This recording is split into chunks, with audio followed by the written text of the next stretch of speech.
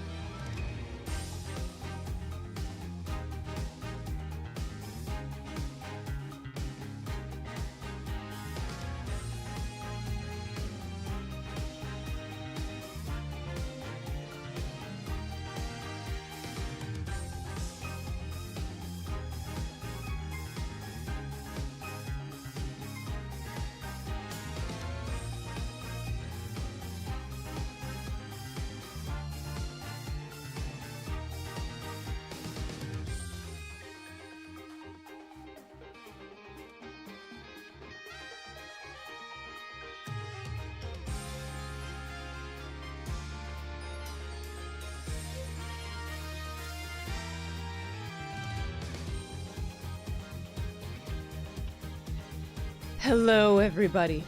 Welcome to what might possibly be the finale of Apollo Justice.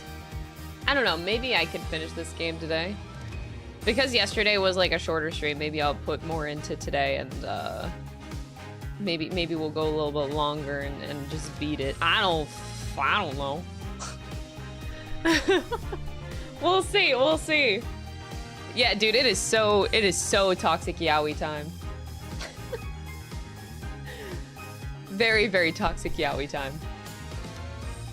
Actually, I don't even know anymore. I don't know how to interpret Kristoph and Phoenix's relationship anymore. Maybe we'll get more of it today. Actually, we should get more of it today. It's gonna be a time. It's gonna be a time. But anyway, hi everybody. I'm fine. I don't want anyone to worry about yesterday. I'm fine. It just happens, you know. It just happens. I'm trying to find something. Okay. No, we're good. All right, hi everybody. Welcome to the stream today. Yeah, no mpreg today. But yeah, welcome. I just want to say, like, yesterday had nothing to do with, like, probably anything you guys are thinking of. It was just, like, what happened yesterday, it was just, like, the last 30 minutes of the stream. There was, like, 5 different people that I saw. And this shit usually only happens in the YouTube chat, understandably. YouTube has been growing very fast.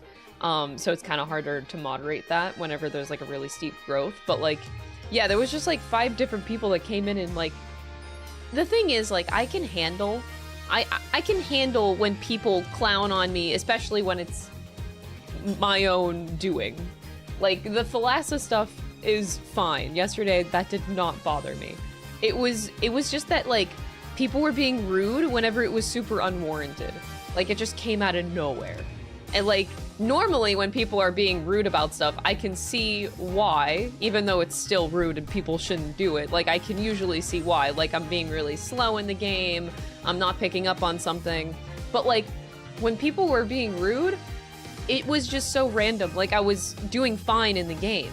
It wasn't warranted. Like I'm like, where did this come from? Like, did I do something wrong? Like, so whenever it comes like out of left field, that's where it gets me. Like, it was just in the middle of nowhere time, like whenever I was playing the game. So I was like, okay. And then the fact that it was like 5+ people, I'm like, okay, this is gonna get to me. So like, I can handle self-deprecating humor. I can handle me clowning, especially on myself. That stuff is all fine. That is not what bothered me. It was just, there was people coming in super randomly whenever it was like, unwarranted. Like they were just being like super rude for like no reason, and I'm like, it caught me really off guard. See, like, I know how to, like, put up my guards whenever I do, like, self-deprecating humor. I can do that, no problem, man. That's not a problem. I am so okay with clowning on myself because I do stupid shit all the time. That doesn't get to me. That's okay. So yeah, yesterday was just really weird. I don't know what happened, and, like, it was only, like, the last, like, 20-30 minutes of yesterday's stream. But besides that, it was fine. And usually I can handle it if it's like 1 or 2 people, but like 5+ people, I'm like, bitch, why? Where are you coming from? Anyway, thank you so much. Pikes, thank you so much for the $5 super chat donation. I appreciate it. So yeah, I'm fine. It's not really the biggest deal in the world. You know what I say? It's like, whenever you stream or whenever you're like creating content online, you do sign yourself up for this shit, and you do have to expect it. And I do handle it, I say, pretty good to a certain extent. It's just, yeah, sometimes it gets to me. Misty possessing the gun is still my favorite. Out of nowhere, Crystal Theory. Is that really, like, I need to have wilder ones if that's, I feel like the Misty Faye gun thing is, possessing the gun is, I feel like that's tame. I need to come up with one that's wilder, honestly. But yeah, big shout outs to the mods. They really do work really hard to make these streams even better. And especially a safe place for myself as well. So, big shout out to the mods. They work so hard on these streams. So hard.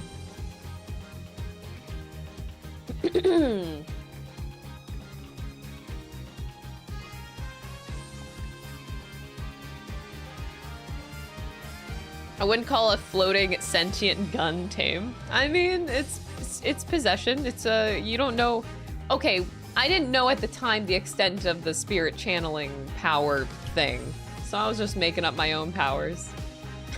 Like, how far can the spirit channeling go? I don't know, man.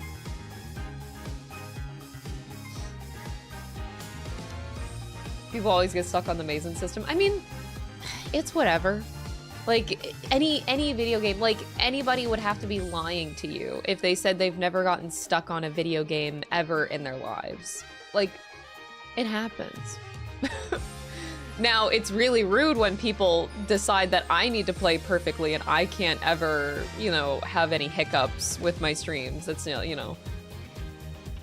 But it happens. Like, people are just rude on the internet. It's like, it comes with the job. It's like whenever you sign up for a call service job, for example, you know that you're gonna get people that are yelling at you all the time. Like, it comes with the job, you know? It's whatever. I do and have gotten used to it. But yeah. I think people just need to realize that, like, you know, people, it's normal to get stuck, but don't be yelling at me. Don't be calling me a dumb bitch, dude. I can handle like 1 or 2 of those comments per day, but it comes with the territory. Exactly. It does. It does. That's the reality of the situation. That is the reality.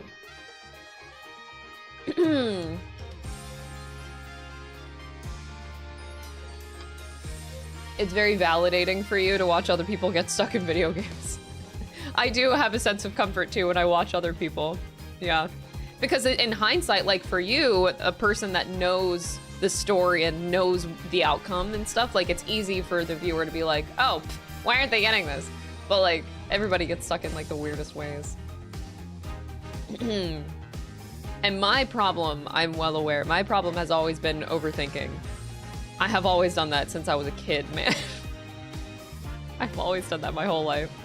It's just who I am. And I'm like, I'm not gonna change it either. Like if I find my own content entertaining, like whenever I watch back on my VODs and I find it entertaining, like sometimes it's frustrating, sure. But like, I don't know. I like the roller coaster of emotions that comes with it. If I had like a perfect playthrough and I never got stuck, I think I would honestly be bored of watching myself. I will never change that, especially like on purpose. Like that's not like a trait of myself that I care to improve upon, because that's just me.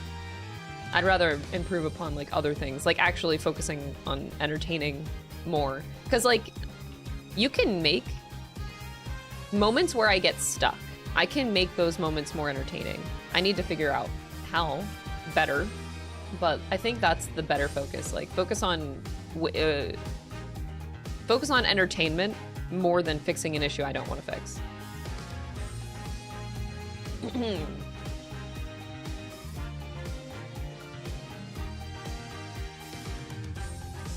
Oh, puzzle game. Dude, I want to play... Wait, I don't actually know any of the gameplay for Zero Escape. Or 999 or whatever. That's a puzzle game, isn't it? I actually have no fucking idea. I'm so excited. I really like playing those kinds of games on stream. Miles is in 2 weeks. Damn straight he's in 2 weeks.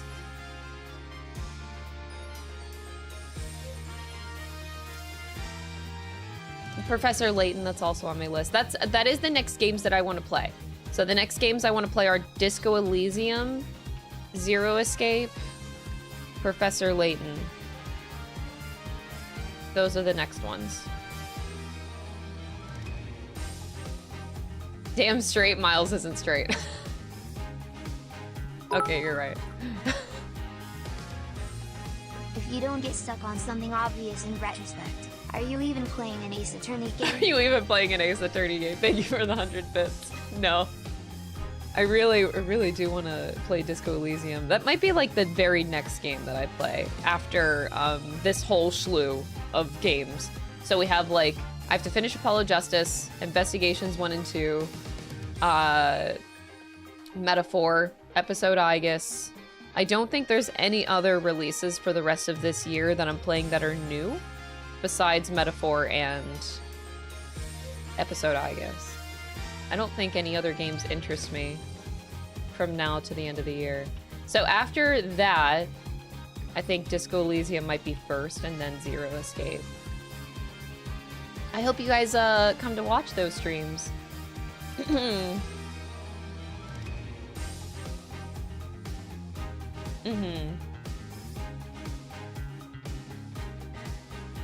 very excited.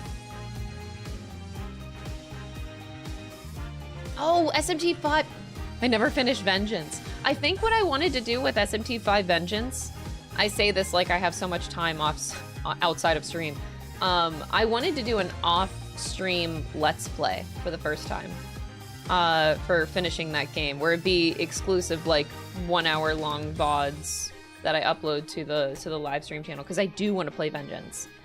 It's just Ace Attorney. Ace Attorney exists. I really do want to play Vengeance, though. I don't think I would live stream it, though. It's just going to be an off-stream Let's Play whenever I have the time to put out those episodes. There aren't yet. Oh my god, yeah, I imagine games are going to be announced very soon. Ugh.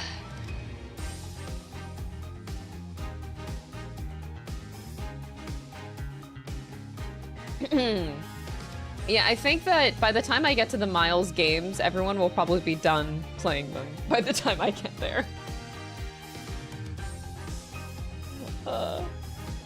Oh, Little Kitty Big City! I want to play that game so bad. Maybe just for like one stream. One stream of Little Kitty Big City. Did I play 13 Sentinels? Have I played one of the best games of this fucking decade, he asks me. Please play 13 Sentinels. If you haven't played it, please play it.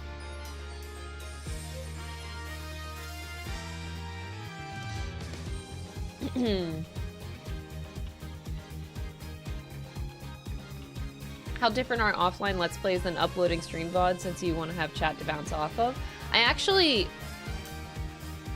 I've never, that's the thing. I've never done an offline Let's Play before. But I think it would be very valuable for my skill set to try to do more Let's Plays off stream, to try to focus on being entertaining and not bouncing off of chat, actually. I think that I could be inherently more entertaining on stream if I get used to commentating off stream, if that makes sense. So this is actually a skill I'm looking to develop. I've never done a full Let's Play offline. So I am just here and learning and just trying to enhance my skills, I guess, with entertaining. I did, like, I thought I did okay. Whenever I did upload the first, like, 2 hours of SMT5 Vengeance it's on the streams channel. I did that, and I didn't think it was that bad. I thought I did pretty good without a chat. But to be honest, you also have to keep in mind, whenever I even play these Ace Attorney streams, I very rarely actually read the chat. I don't feel like I bounce off of chat that often in these streams. I'm very focused on, like, the game. So I don't actually notice too much of a difference.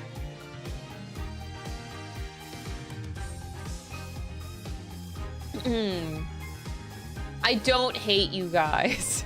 It's just visual novels are a lot harder because obviously I have to read every inch of this game, so it's a lot harder for me to, like, look over and interact with you guys. Visual novels are a lot less forgiving with interacting with chat.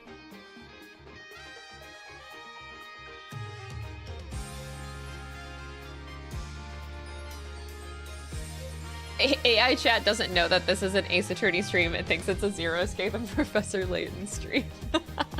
Perfect, all according to plan. I'll trick the YouTube algorithm.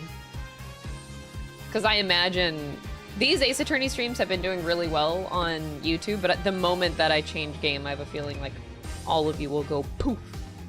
Unless you guys really want to watch the Zero Escape and Disco Elysium playthroughs, then I'll see you back then, but I'm expecting to lose a lot. The YouTube algorithm is very unpredictable. I don't know, I don't know how quite to read it. I've only been doing this on YouTube for like 8 months now, like restreaming to YouTube. We're still new here.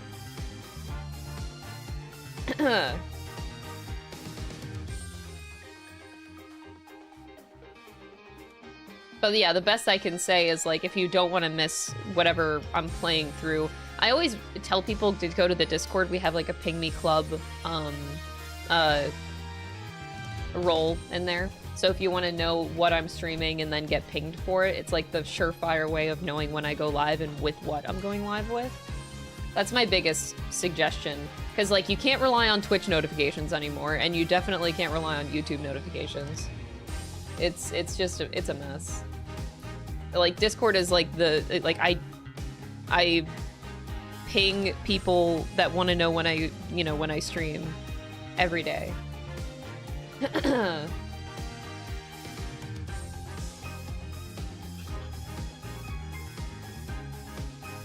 You gotta dust off the 3DS. I do miss my 3DS. But I do love my Switch a lot. Even though I do admit I haven't touched my Switch since I got it repaired, because my heart is still broken that I lost everything on my Switch. I have not touched it, I have not played a game, I have not opened a game since I got it repaired. I'm just, like, too heartbroken.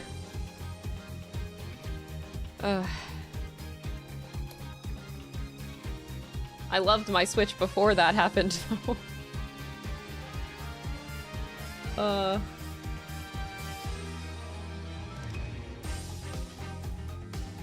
Yep, the Great Ace Attorney Chronicles playthrough, that was on my Switch, so that's all lost.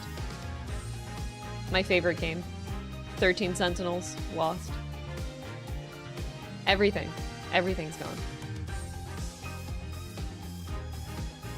Neo, The World Ends With You. The first The World Ends With You. I played so many games on my Switch.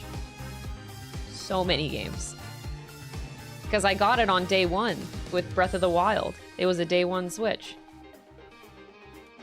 So Breath of the Wild's gone. Everything. Everything I've played on that console for 7 years. And that was a lot of games. A lot of games. Fire Emblem. Fire Emblem.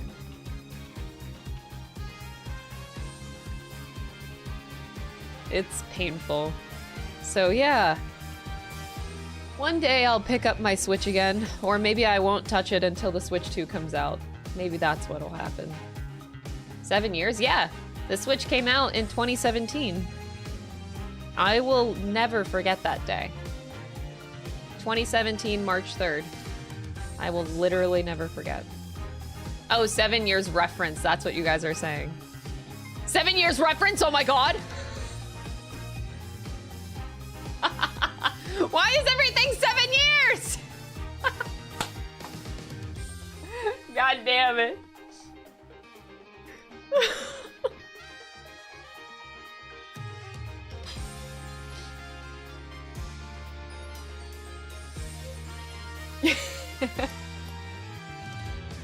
Everything.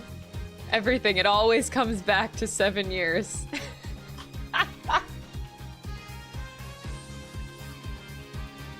We have? Oh my god, Dom is right? No.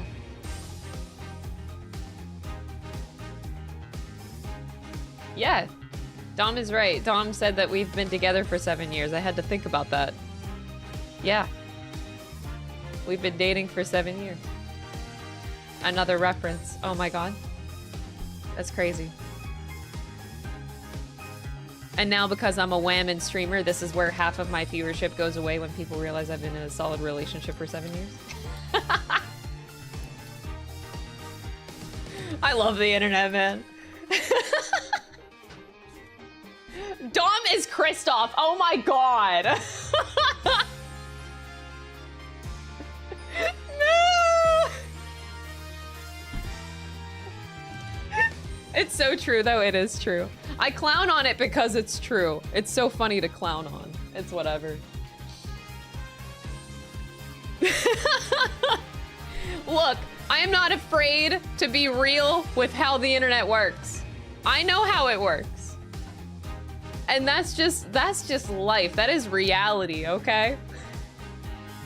You tell most people that a wham streamer is taken, and there will be a lot of people that click off.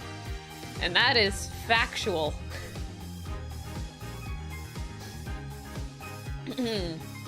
Who's Kristoph? I only know David. I don't even know who the fuck this David is. The letter was written to a David. Huh? I hope this stream is 7 hours long. Pikes Peak Audio tipped $5. That would make an interesting video idea. A funeral for your Switch and all your playthroughs. Plus it would be a nice way to recap all those games. A funeral. That sounds so sad. All of my games. All of my games. Nice. Oh, welcome, Dr. Lane. Welcome to the stream. Happy to have you. David Hasselhoff. Oh my god, he's an Ace Attorney? Fucking crazy. I'm sure it was David. It did not say Drew. I was looking for it to say Drew Misham. It said David. I'm not going crazy. It said David.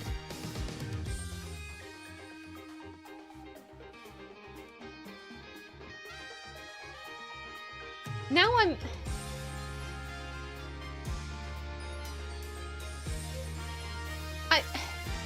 questioning everything.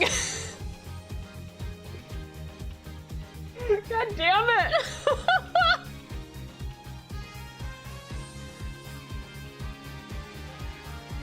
Is this title a Berserk reference? No, it is not, but goddamn, yes it should be. Fucking love Berserk.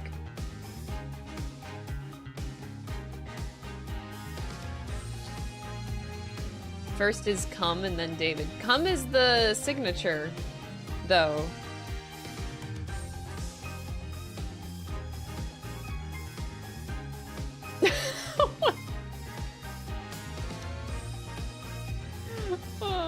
Oh my god, we're talking about 7 years references. Ace Attorney 7.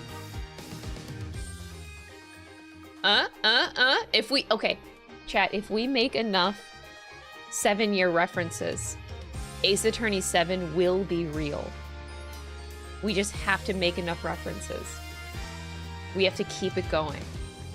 It'll eventually turn into Ace Attorney 7. I know it will be. I am not huffing copium. By the way, I'm glad to see YouTube chat. You guys do have BTTV, by the way, in the YouTube chat. So if you want to have like more emotes to use, you just need the BTTV extension in Google Chrome, I believe. I get really excited when I see you guys actually use the BTTV emotes. It makes chat so much more fun. Ace Attorney 7 Years of Justice.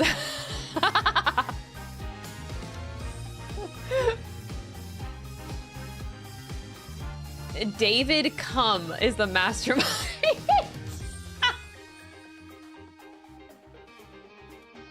Oh, you're on the app. Yeah, if you're on mobile, it does not work. But if you're on desktop watching, you can use BTTV.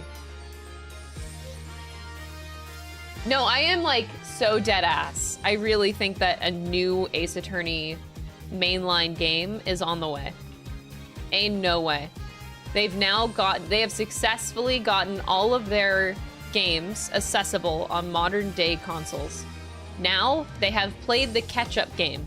Now they can only move forward. It is all done. They have nothing left but to make a new game. They have literally nothing left. It has to be soon. Has to be.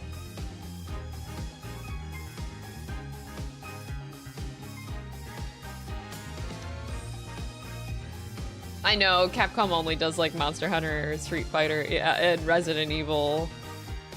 But Ace Attorney is like a different team entirely. It's just like, what, group of like 10 people working on these games.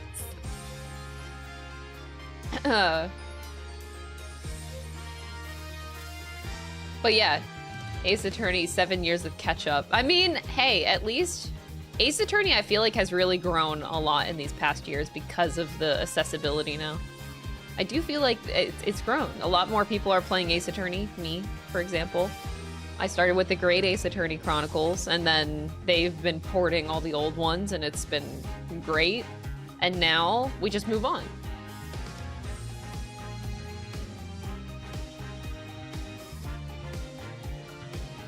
I do wonder what's up with Shu Takumi these days, though.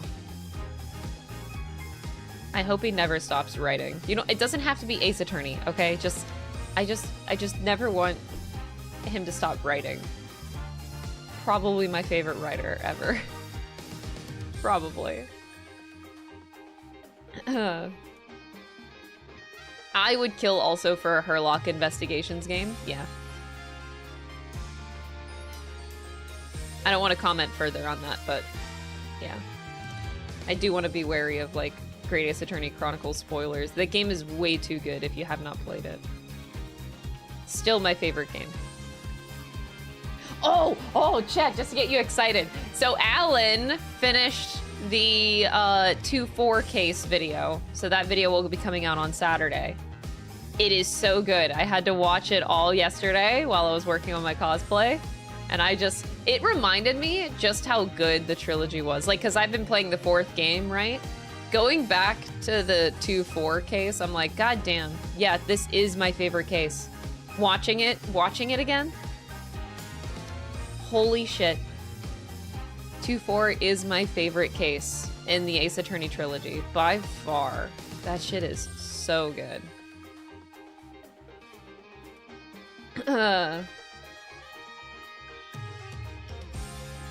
Oh, you got spoiled on the big bad? I would not worry about that because I think the big bad of Great Ace Attorney Chronicles is pretty obvious from the first time you meet the person. Don't worry, you're fine.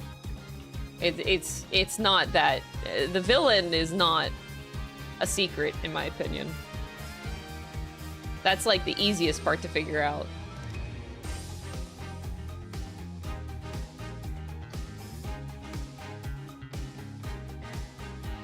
Most Ace Attorney villains are obvious. Yeah, it's about the journey, not the destination. And ain't that the truth with Ace Attorney, man?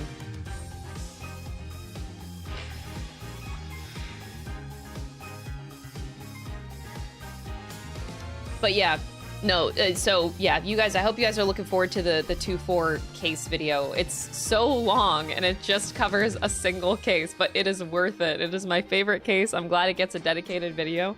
Alan did a really, really, really good job too. Oh, another donation. Lucy of Na, thank you so much for the $4.99 super chat. Sending out hopes for an Ace Attorney 7 in 2025 with a new time skip and Silver Fox lawyers. Thank you. Thank you so much. We're all hoping. We're all hoping, man. And I, being a Franziska von Karma mega fan, felt wronged the whole time. Don't get me wrong. I do love Franziska von Karma, but goddamn. You cannot deny that Miles Edgeworth was so fucking hot in that case. Holy shit. Holy. Oh.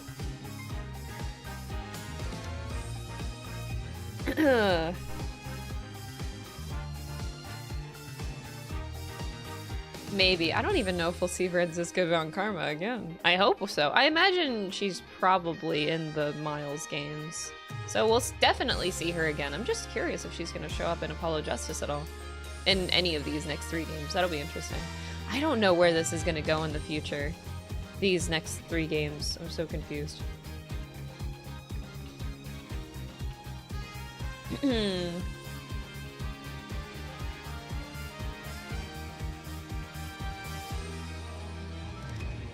When he basically told Adrian to kill herself. Okay, look. What does he say?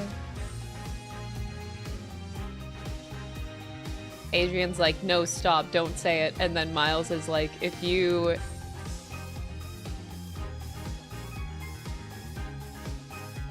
were about to say you would rather choose death, I don't care.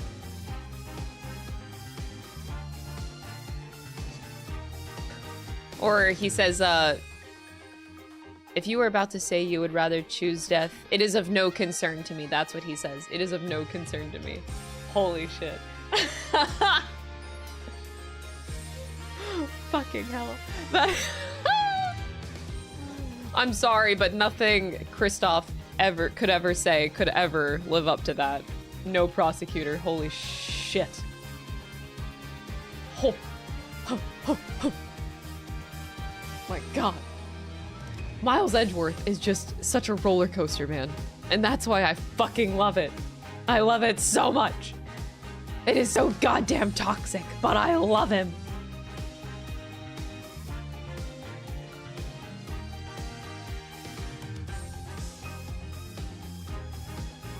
And then he said, but before you die. Yeah, but before you die, I will pull the truth from your still breathing lips. Sorry, I really like 2-4 case. It's definitely my favorite.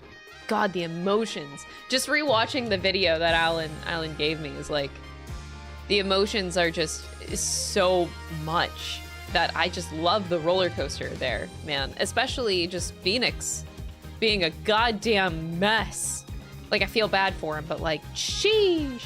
It really, I think it's just really expressed very well in 2-4.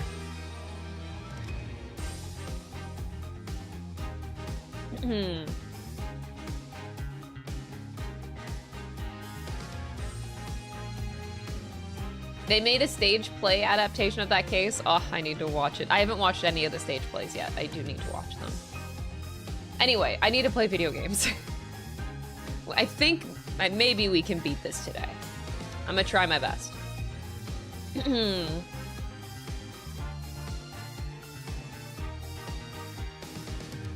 Oh yeah, we're definitely gonna do a case tier list after playing every Ace Attorney game. Yeah, and I want to do a character tier list as well. Character tier list, case tier list. Both of them. Acorn T, thank you so much for becoming a member on YouTube. I very much appreciate it. Thank you for the support. I hope you enjoy the emotes, they're the best. All right, now it is time. Let's play video games. I'm very nervous. Kristoph scares me so much. How can a man that's in jail, literally in a penitentiary, scare me so much? I do not know. But it is scary. It's actually kind of terrifying.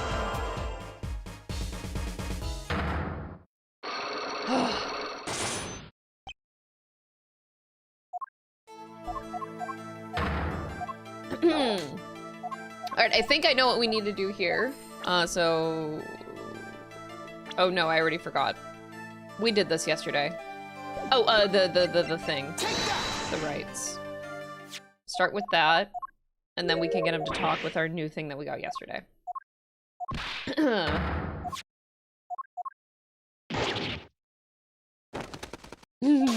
Bunny. Alright, alright.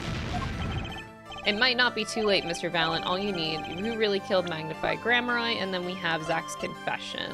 I'm pretty sure this is what they want me to share here. I believe I have the answer to your prayers right here. Zach Grammari wrote one more thing before passing on. But this is a confession, in which he admits to the killing of Magnified Grammari. See, all according to your plan. I am a magician by trade. Deception is my life's work. I fool the audience, give them a fleeting dream. Yet it seems the tables have turned. Now I am the audience, believing in the deceptions I have wrought upon myself. Zach wrote this right in front of me, after I explained your situation to him. Oh my god!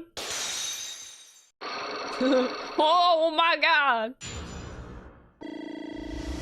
Oh, my health. Thank you. I needed that. You do know that this confession is nothing but lies. Yes, it's my opinion that Zach Grammari killed no one. Then you must be thinking the truth is a simple matter of elimination. 2 received instructions to kill, but if 1 is innocent, then the one who remains is guilty. That would be the logical conclusion, yes, but... Okay, but hear me out. What if it was Kristoph? So he vanished to protect me, his partner.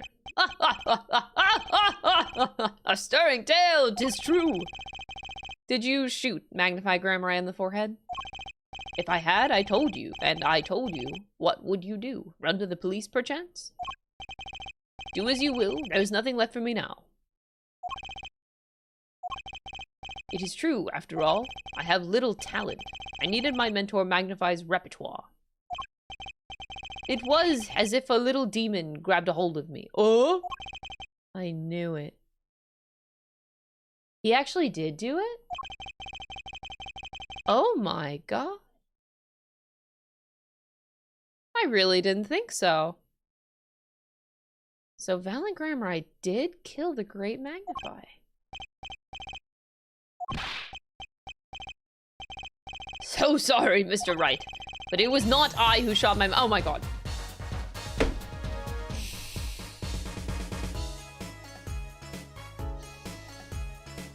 That is what I had thought, but don't beat me, asshole!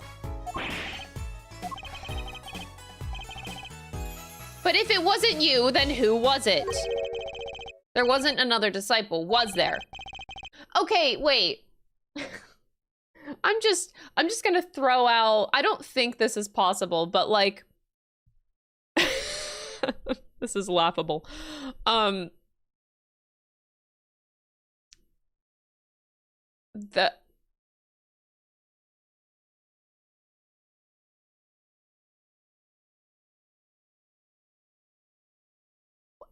Is the death behind every person Kristoph?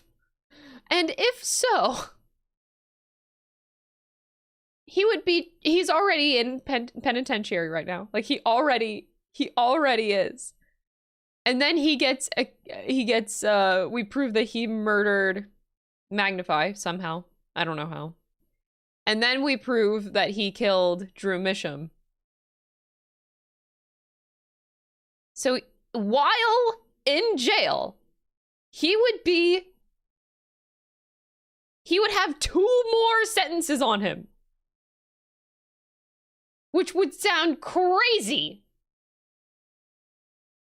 That's like some 5D chess bullshit. Oh my god. Anyway, that'd be crazy. Another disciple, such as, I don't know, Knack and Talent Grammari, maybe? Your wild fantasies couldn't be further from the truth. Only Zach and Valent received those threatening letters. But there was another. One more person who could have fired that pistol that night. I don't suppose you've figured it out by now.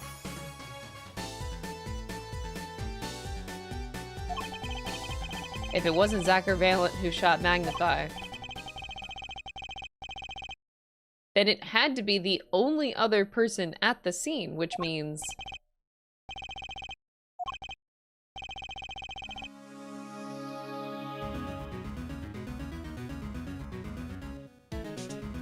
No, I don't believe it. I don't believe it. I don't believe it. The great Magnify Grammari himself. No, nope, I don't believe it. Magnify Grammari committed suicide! You find it hard to believe? To be honest, I hadn't even imagined it as a possibility. Why not? I did. The way he writes, he wants to die. Well, he didn't want to, but like, he was going to die anyway. When I arrived that night, the old man was still alive. He appeared to be asleep. I could not shoot him. But when I turned and made to leave the room, the old man called out to me. So you spoke with Magnify Grammari? Yes, and this is why I knew what he had done. Magnify transferred the rights to his repertoire to my partner, Zach Grammari, not me. I guess I owe you an apology. I always thought that you were the one who did it. You owe me no apology. Huh? My crime was, in a way, more serious than that of murder. What? Your crime? Is Valent Grammari confessing something to me? What could be more serious than murder? I actually don't know. What is more serious than murder? Please tell me. I knew that 2 letters had been sent. There are no secrets between partners, and it was easy to figure out. That was when I understood Magnify's plan. He wanted to die by one of your hands. Little did I expect it had anything to do with the rights to his repertoire. That was when I heard it, the little demon whispering inside my heart. Let me confess, I had intended to shoot Magnify. And I planned on framing my partner for the crime.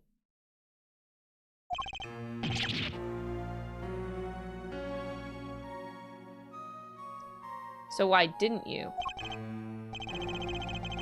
That night I prepared something before going to Magnify's hospital room. Which was... IV fluid, of course. I'd seen it on an earlier visit. If Zach did not shoot, I would do the deed. Then I would use the IV liquid to place the murder on his hands. That was my plan. But you didn't shoot him.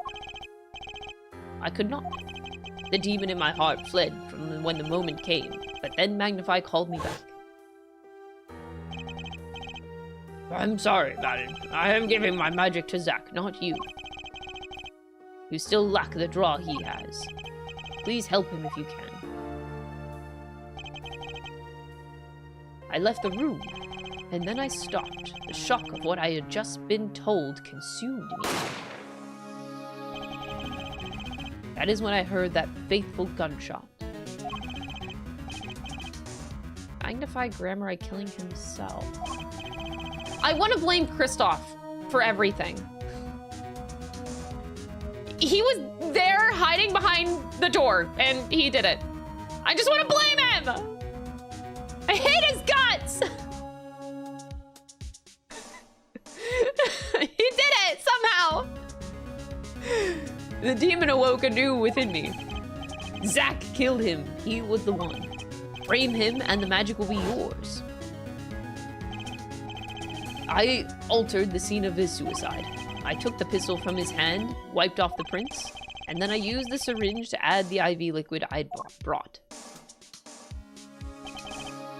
So in the end, things happened pretty much as planned. Magnify died. You framed Zach for his murder. As planned, indeed. Of course, the outcome was somewhat different than I had anticipated. Well, what do you think?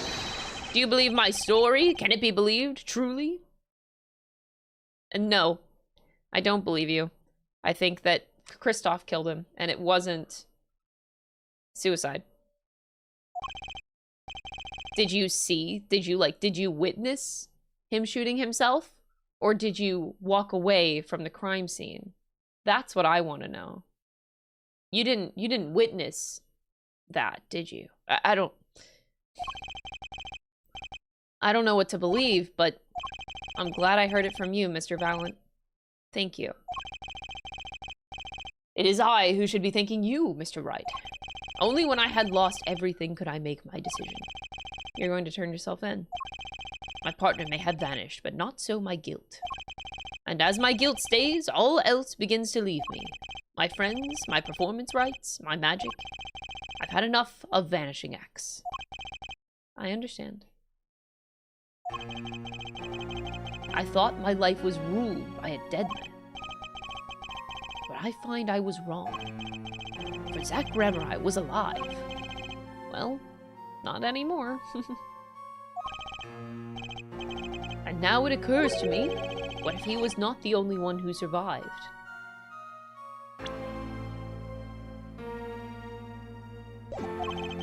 What do you mean? You see, now that I think about it, I realize that we never saw proof of her demise. Yeah, that's what I was wondering. Is the last cell alive? This whole time I thought it was really weird that they just say whereabouts currently unknown the whole time. Like, why do you say whereabouts currently unknown? If she's dead, she's dead. Like, they would list it, but they never did. They even say magnified deceased. They keep on saying that she was killed in the accident, but they never, like, this says unknown. We never saw her body. Her? The mind races and the mouth flaps on. My apologies, forget this matter. I can only hope that the day will come when I again meet my partner, Zach Grammeri. Then I shall apologize for my terrible mistake. I'm glad we had this chance to talk. Thank you.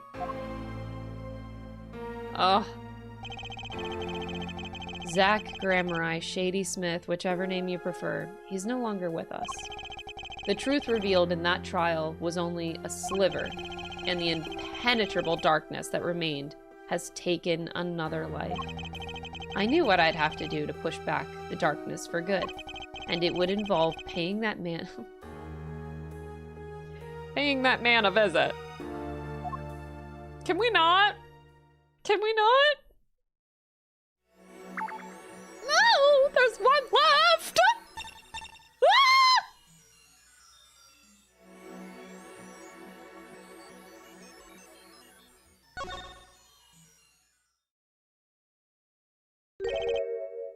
Sorry, sir. Prisoner KRISTOOPPPHHHHHHHH Gavin is currently occupied. Occupied? I see. Do you know when he'll be finished? Well... Could you go find out? Certainly, sir. Please wait here a moment. My apologies to the guard, but there's something I need to see. Yes! He's gone. Take it, take it, take it, take it. David. Who the fuck is David?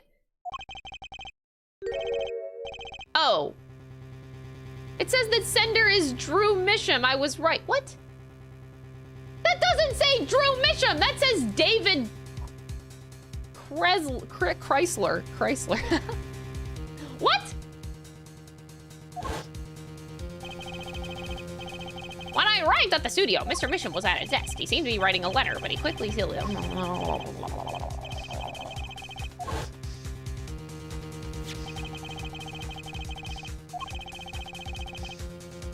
Then there's something I need to do. The last thing I need to do, in fact. Here goes. Let's see if this atropine spray finds anything.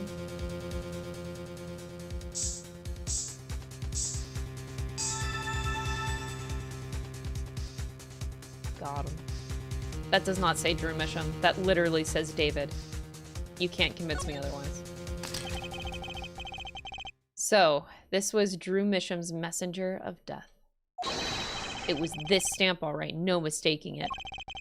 And his last letter was sent to Kristoph Gavin.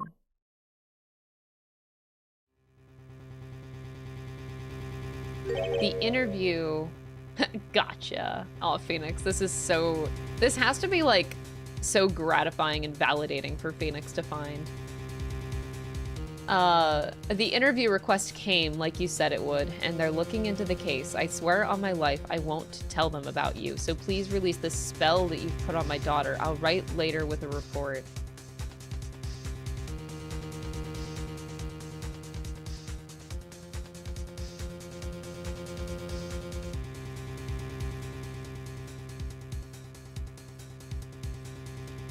Oh boy.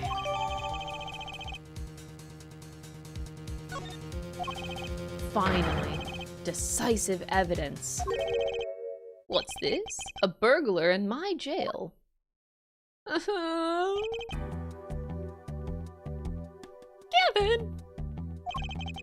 I didn't know you moonlighted in larceny, right? Gavin, there's something I have to ask you. Can I steal your stuff? The answer is no. My apologies, but there is not much I care to discuss. Vera Misham hasn't received her verdict yet. You follow me? You follow me, Gavin?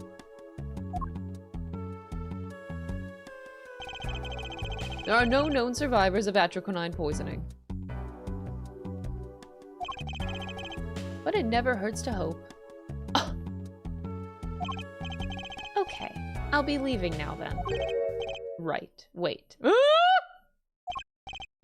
Yeah, Gavin? Would you mind leaving that letter?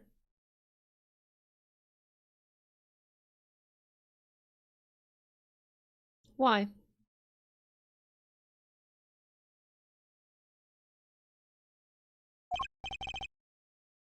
It's private.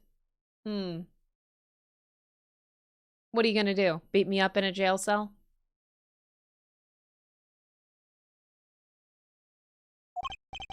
Oh, sorry. Forgot I had it. Many thanks.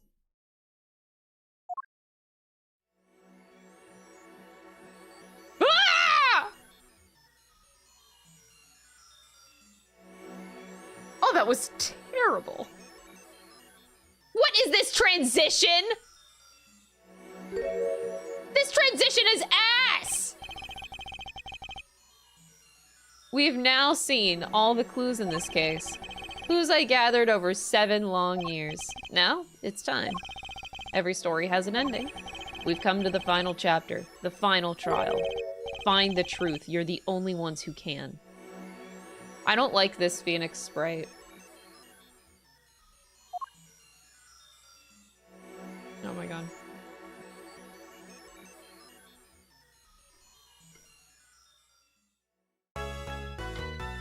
Secret Agent Phoenix Wright. How did he get that? Well, I guess better question is, how does he afford it? Somebody gave it to him. Welcome to court. Stop looking at me like that. I have to screenshot this. Welcome to court.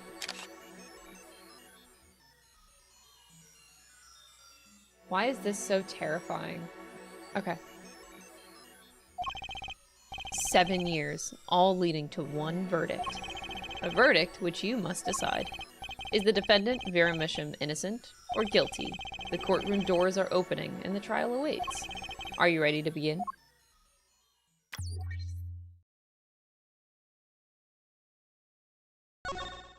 Preparations complete. I'm scared. Something inside me rising, surfacing.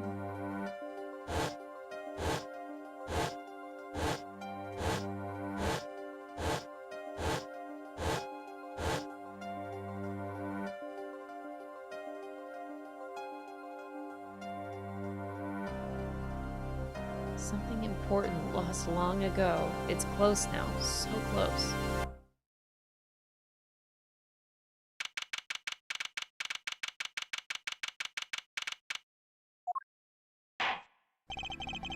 Court is now in session for the trial of Vera Misham. Oh boy, here we go, Chad. The defense is ready, Your Honor. Prosecution's ready to rock. Prosecutor Gavin, how is the defendant Vera Misham's condition? Acute atrichonine poisoning, according to her physician. She could die at any time. Thus, her absence from the courtroom today. What? They can't put her on trial without her being here! It is unusual. They should wait for her to get better and do it then. It's so bureaucratic of them. That's being a little harsh. They can't delay the trial any longer, or they risk having no one left to try. A trial without a verdict can only cause grief. The records of this case and experience tell us this. Apologies to the defendant, but the show must go on. If Vera dies, the trial will be canceled. I'm not going to let that happen. Kristoph is so fucking...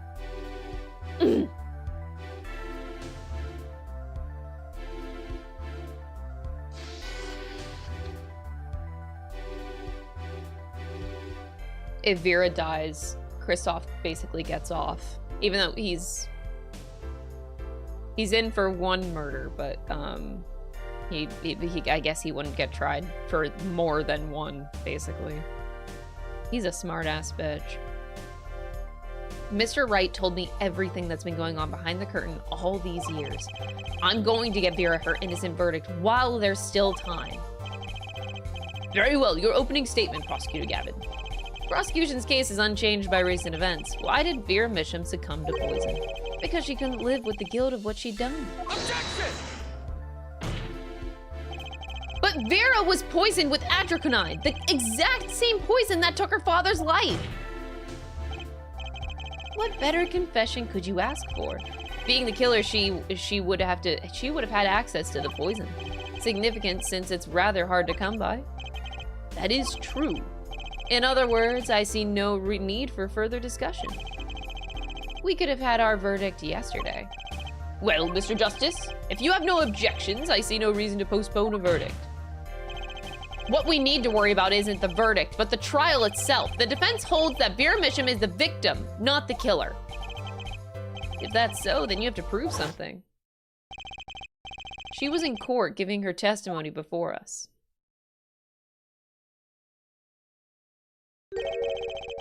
How do you propose her killer poisoned her? Yeah. Well, okay. I think we have that figured out. Incidentally, it would be nice if you told us who her mystery killer was. Oh no.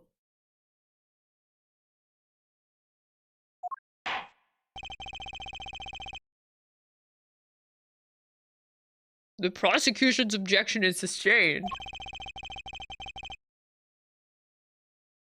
Does Clavier know what he's asking for? Like, does he have any idea?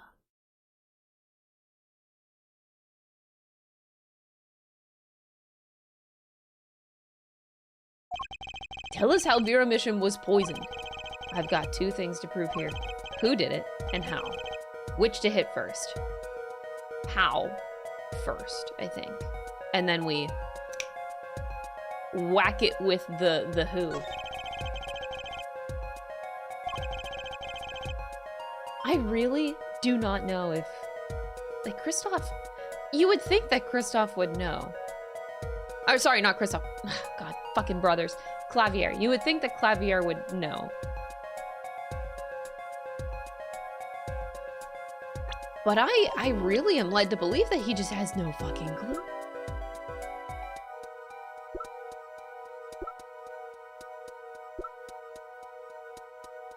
Are we about to ruin this whole man's life? I will focus first on the method used. Any comments before we begin, Prosecutor Gavin?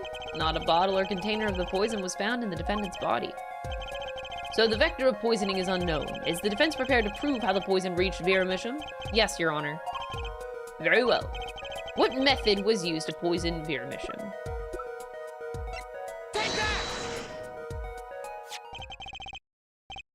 My, what a beautiful bottle.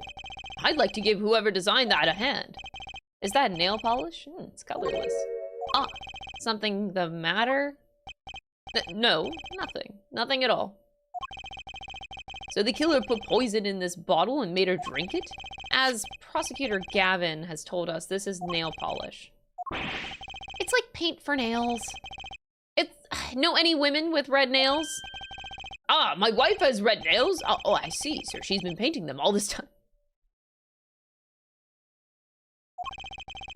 Let's recall yesterday's trial.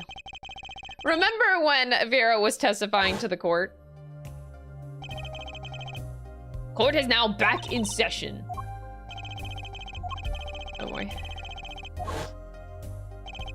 Whenever Vera became nervous, she had a habit of biting her nails.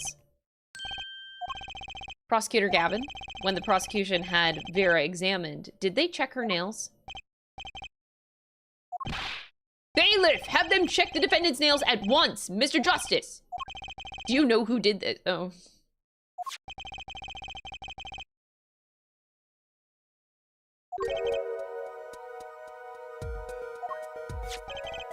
That bottle belongs to Vera Misham? Are we about to... We're about to ruin Clavier's whole life. Why do you ask? You know somebody else who might have a bottle like this? No, just checking. Uh-huh. You are about to accuse someone of poisoning that bottle of nail polish. Please dispense with the chatter. You realize the weight of this accusation? Here, let me show you. Understood, Your Honor. No problem. I know what I'm doing this time.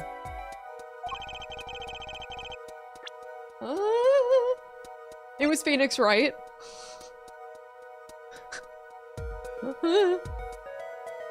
I'm so scared. It was Clavier.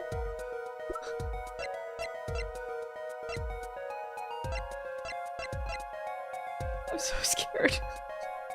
Take that! 24 months lock in. Thank you, Devil Breaker, for the 24 months.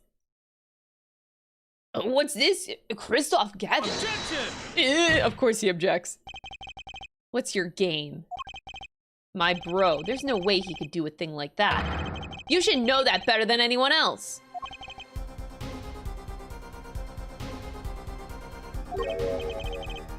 He's behind bars. I know. However, that doesn't mean it was impossible to do what he did. Ask yourselves when he put the poison in the bottle. It could have been yesterday, it could have been a month ago, maybe it was a year ago, or perhaps 7 years ago. Kristoph Gavin had no motive for killing this poor girl. It's simply inconceivable. Prosecutor Gavin doesn't seem to think so.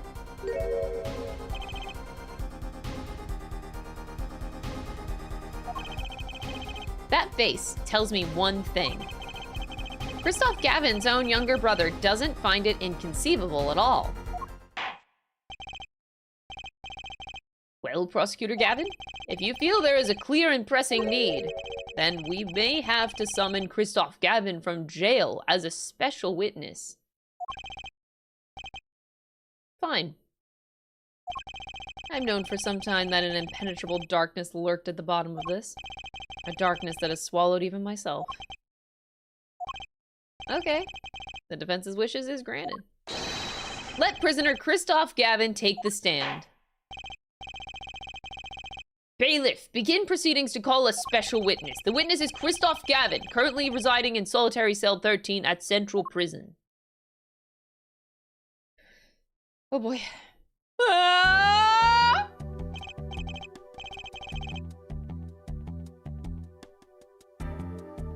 He scares me. Ah, Your Honor. How nice to see you again. It's been quite a while, hasn't it? To what do I owe the pleasure of your company? It's not every day I'm summoned from my solitary cell. In fact, it's never. I think you already know Mr. Kristoph Gavin.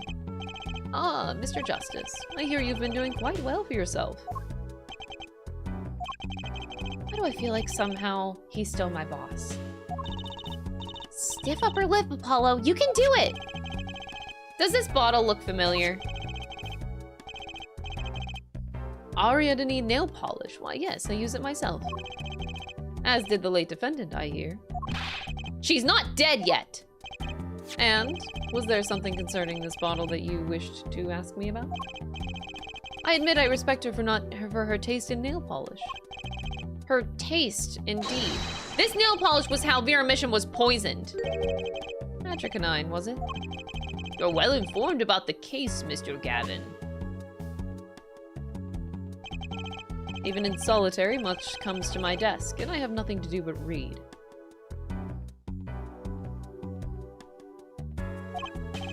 Well, Clavier?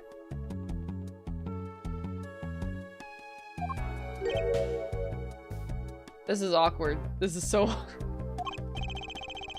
Maybe you can explain this. You're being accused again by him. Again. Ah, and you agree with his accusation, do you? What is this emote? Why does it look so cursed? What is this? Is that a Kristoph emote? I hate it. It looks so cursed. Anyway. Let's hold a proper trial, shall we?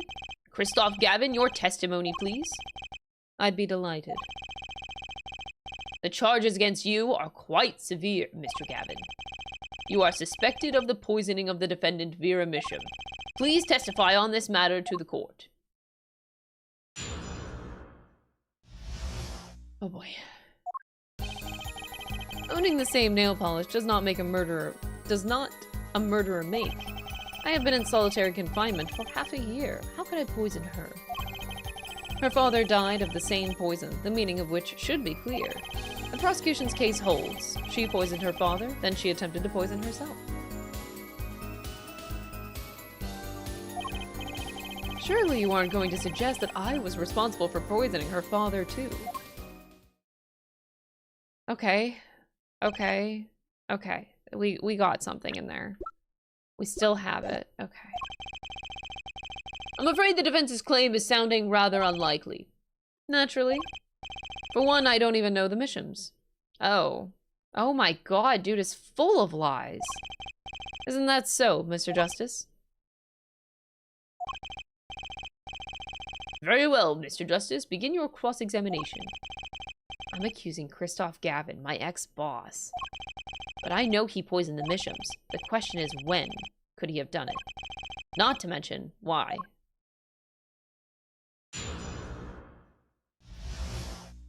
Okay. Wait, why is my bracelet glowing? I was so sure I already knew what to present and where. I'm still gonna press everything, but I'm skipping. Surely you aren't going to suggest I was responsible for poisoning her father, too. I was gonna say, you just probably present the yellow letter there. That's what I thought. But anyway, I'll get to the pressing. Tell me, is this nail polish expensive? Ariadne is a nail polish of the highest order. Not only is it fabulously expensive, but it is made in extremely limited quantities. And you and Vera just happen to both use it? That can't be a coincidence. I'm guessing it's not a coincidence. Huh? It's simple. I never know if I'm saying this. Ariadne, whatever, is the best nail polish one can buy, correct? Then, if one wanted to bet best nail polish, one would buy it. If one wanted the best nail polish. That makes sense. Why? It's a bit like my feelings toward my brand name gavel. And my silk top hat. Are we all done showing off our refined tastes?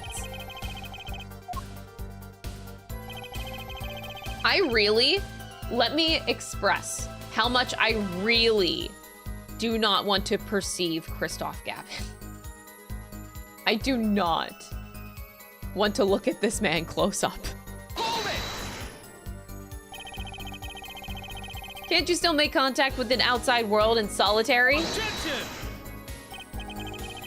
Ah, so he had an accomplice on the outside. Is that your latest accusation? I'm allowed a certain modicum of letter writing. But the contents of those letters are closely checked. It would be extremely difficult to send a hit request. Prosecutor Gavin's on the warpath, isn't he? Yeah, you think so too, Trucy? I bet I know why. He must be nervous with Big Brother watching. And maybe that's a weakness I can turn to my advantage. Are we cool with that? May I continue? Oh my god, did he just mock his own brother? Hold it! The defendant is not dead yet. There are no known cases of someone surviving atrocinine poisoning. You seem to know a lot about atrocinine.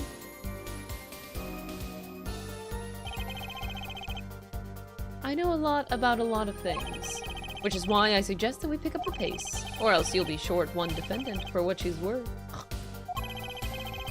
The witness will refrain from speaking ill of the ill. Oh, my apologies. Shall I continue? Hold it! Vera had no reason to want to commit suicide, and also, who would commit suicide by doing their nails? Objection! I dedicate those 8 months to the devil. He didn't give me a choice. Oh, he forced you to sub for 8 months in a row. Well, thank you. I will thank KRISTOOPPPHHHHHHHH Gavin for the 8-month sub. Thank you so much. The answer is quite simple, basically. Allow me to explain, beginning with why did she do it? The answer is quite simple. She couldn't live with her own guilt. Next, why did she use nail polish to poison herself? This too is simple. So she could die doing something that she liked. Something that she liked. Once she saw that the trial wasn't going her way, she knew that she would die. And it's not easy to bring poison into a courtroom. Must I explain further? I believe that's clear enough, crystal clear. Wow, the two brothers together is like a two-man wrecking team. They could use a little bit more teamwork, though. Hold it! Both Vera and Mr. Misham were poisoned with atrocinine. That really can't be a coincidence. Objection! The defense is repeating fallacious statements based on conjecture. The prosecution requests concrete and ambiguous proof of the witness's crime. Objection sustained. The defense will please present concrete proof. Does Prosecutor Gavin seem strange to you too? It's like he's all grown up. I think that's how prosecutors are supposed to be, actually. Though he is acting different than usual. I'll bet it has a lot to do with his brother Kristoph being in the room. Well, let's make this testimony count, Apollo. Quick and painless. My bracelet should do the trick. Okay, I'm questioning my ex-boss. His testimony seems watertight, but he's lying. I'm sure I'll be able to see something as long as I focus. They really do want me to perceive? Really? Stop. I thought I was supposed to present the envelope here. That makes sense. Surely you aren't going to suggest I was responsible for poisoning her father. The stamp is proof. Why do I need to perceive? They really want me to do it, though. Okay, I'm just... Oh my god! Stop! Oh my god! Get away from the eyes! Get away from the eyes! Oh my god!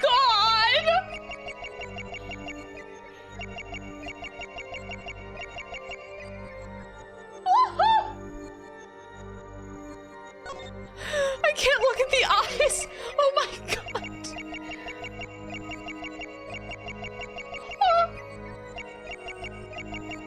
Don't make me look at them. Oh my god, he has a scar on his hand? I found it, and I don't have to look at his eyes. Oh my god. Oh my god.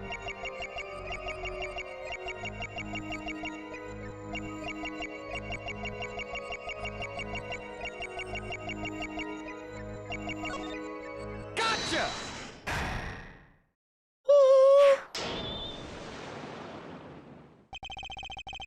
It was you who killed Drew Misham. A bluff worthy of your new mentor, Mr. Wright. Oh, really? But you see, I saw it. Right when you said her father, too. Your hand tensed unnaturally, and a little devil appeared to give me the news. And let's assume, for the sake of argument, that you saw me being tense. What does that mean? Are all tense witnesses guilty? And tell me, was Drew Misham fond of nail polish too? Sorry, but there's more than one way to poison a man. You don't need nail polish to get to someone's mouth. Then I must be very talented indeed. You see, Drew Misham was killed on October 6th, while I was already in my solitary confinement cell at Central Prison. If that's not an alibi, then I don't know what is. If you found a way but you found a way all the same. And I found it too. He's so scary. He's so scary.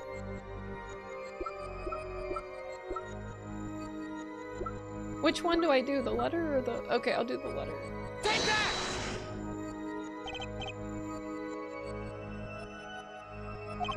And here I thought you'd come so far.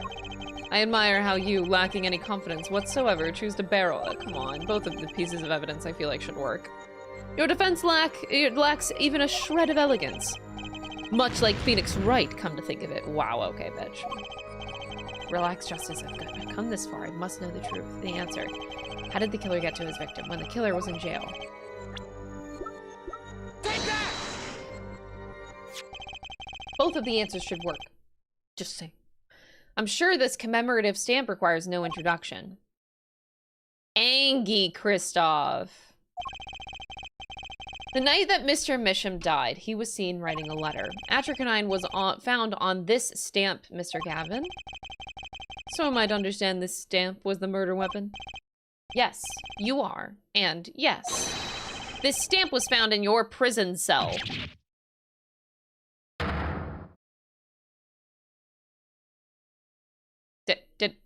What's happening?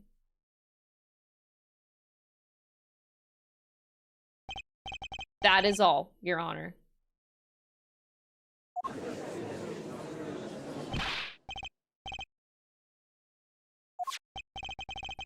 Poison on the back of this stamp? After Drew Misham was killed, someone paid a visit to this witness's cell. Phoenix Wright. Daddy? That's when he found the stamp. You made Drew Misham write you a letter. That's how you killed him. My.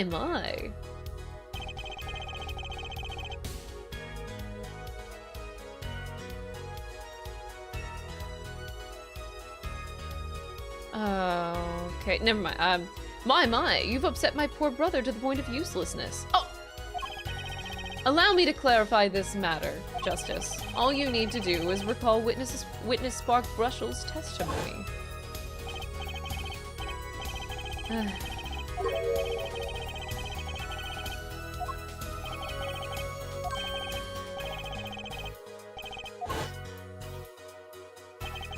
He was looking for a stamp. Ergo, he had no intention of using this stamp. What are you getting at? What I'm arriving at is that this commemorative stamp was in a frame. It was mere coincidence that he used it that night. That would seem to be the case. Or perhaps you mean to suggest that I can somehow manipulate coincidence? God damn it. He does have a point.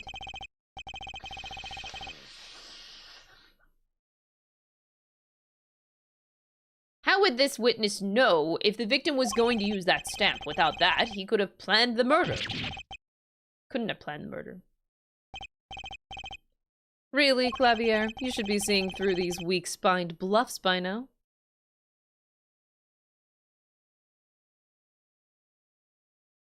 He has to see it by now. He has to see it by now. At this point in time,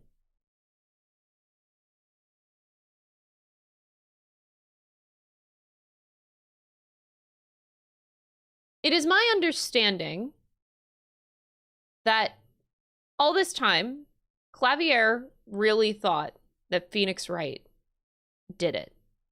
Not... how do I word it? Okay, it is my understanding that Clavier thought this whole time that Phoenix Wright actually forged evidence. However, I think in the last trial that we had, I think he finally realized that Phoenix Wright was innocent. So he would know at this time that it could not be Phoenix Wright, that the only other person that it could have been is his brother. I think that Clavier at this point in time has to know these things. Whereas before he didn't trust Phoenix Wright, he now does trust Phoenix Wright. And that is a big difference. Because because at this point he would be, well, accusing his brother. He has to know.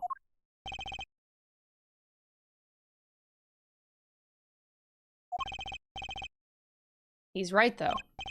How could anyone have known Mr. Misham would use that stamp that night? Least of all, KRISTOPH Gavin locked away in his cell. Well, it seems that the defense has run out of things to say.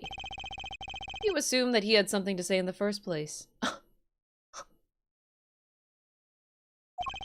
I believe the defense's bluff has been called.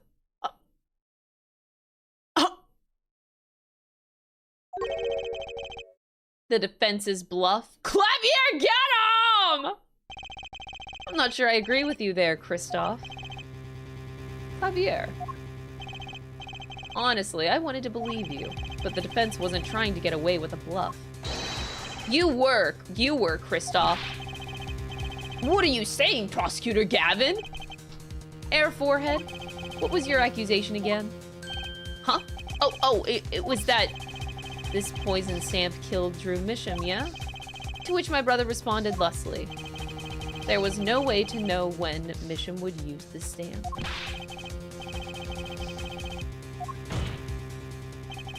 Tell me, it needs to be planned. Why?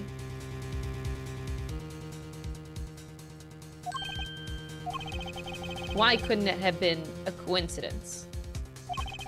The defense's case is simply that Drew Misham died by that stamp. That's all. Coincidence. Kristoph, you tried to slip out from under his accusation by changing the subject. If that's not bluffing, what is it? What are you up to, Clavier? I could ask you the same question, Chris. Oh my god, they're fighting. The brothers. Clavier's in it now.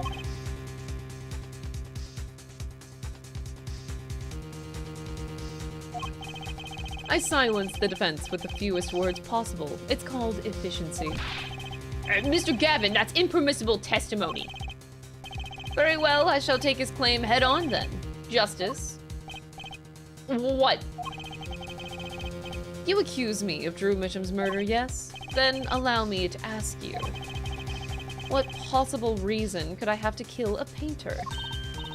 Apollo, motive! He's talking about a motive! Oh no, I knew it was gonna go this direction. The motive is where we're gonna tie in the whole grammar thing, aren't we? It's hard to see how an attorney could come to want to kill a painter. Now, here's something. Why didn't he bring up the motive from the very beginning? Unless he was afraid it was a battle that he might lose. So what does it mean? It means that there might be a weak spot. Maybe I have some evidence to prove a motive. A motive for murder. This is vital, if not the most vital element in this game. Oh my god. Don't scare me like that. Please consider this when making your statement. I'd say it's about this vital. This vital. Hey, I'm not at 1 HP, so I can see that there are 2 bars that I'm gonna get penalized for. That's crazy. Wow, I see it. That's pretty vital. Well, Mr. Justice, I'm going through with this no matter what. Can I save again? Understood, Your Honor. I'd like to present evidence. Let's see what you have for us. What reason did Kristoph Gavin have for wanting to murder Drew Misham?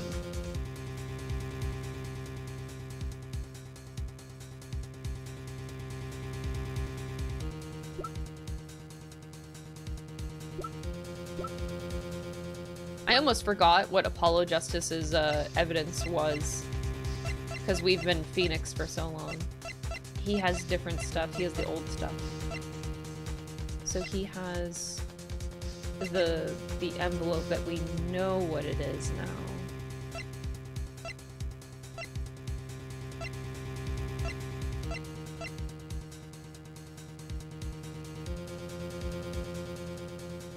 I'm not presenting my badge.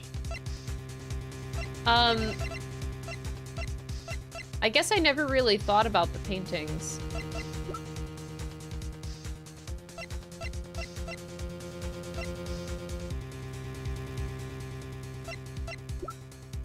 The only thing I can really think of is like the like bringing it back, man. Like bringing it back to here.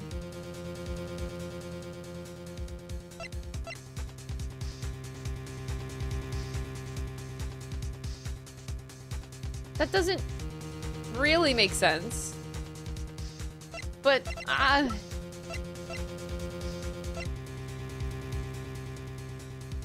what did this say again? Mr. Drew Misham, I've deposited the 100,000 in the Destiny account. Please send a receipt once you've confirmed the transfer. Sign the papers and send the enclosed envelope with the enclosed stamp within 3 days. I need not to remind you to speak of this to no one. Ah, wow, it's been a while. By the way, I just wanted to be very clear that this letter, you can clearly say, you can see on the red letter that it does say Drew Misham. And this one does not say Drew Misham. It says David Chrysler. Like, you can tell that the red envelope says Drew Misham. This David, like, I'm not going crazy. This definitely does not say Drew Misham. And it doesn't say David Cum either. I'm not going crazy. I'm just saying, you can see what this says. Anyway.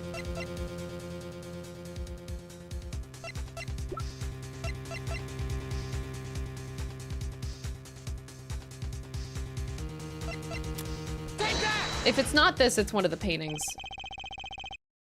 Okay. Kristoph Gavin's motive becomes clear when we consider why the stamp came to Drew Misham's studio in the first place. And why was that? Forgery, Your Honor. Go back 7 years. Drew Misham accepts his first job creating forged evidence. A page from a diary, wasn't it? Magnified grammarized diary? Ah, when attorney Phoenix Wright lost his badge, yes. This was the evidence that he presented to his loss. Huh. That you gave him, asshole. This evidence is a fake, yes. But did Mr. Wright request the forgery be made? That was never proven. Finally, someone said it. Objection! The defense attorney on that case was Phoenix Wright. Who, other than him, drunk with the prospect of victory, could have done it? And why would they? Just out of curiosity, do you remember this letter? This is the first page. And this is the second. Those were presented in court yesterday. This letter was sent to Drew Misham by the client who requested that forgery. The enclosed stamp was none other than the poisoned commemorative stamp. Drew Misham drew his last breath just the other day. However, the motive for his murder was already 7 years old. The client who requested this forgery was very cautious. He tried to erase anything and anyone with connections to the forgery to keep them from talking. But he made a mistake.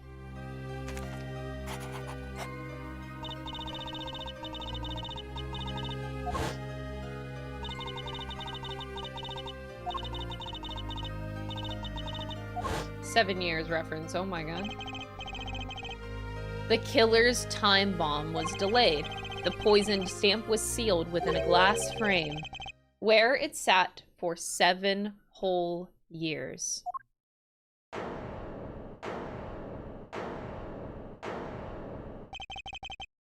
Air forehead, do you understand what you're telling us? Yeah, I do actually. The one who schemed up the forged diary page was the one who poisoned the stamp. And it was Phoenix Wright who presented the forged evidence 7 years ago. But you... Wait, I had assumed that you trusted him now. You know that it was your brother.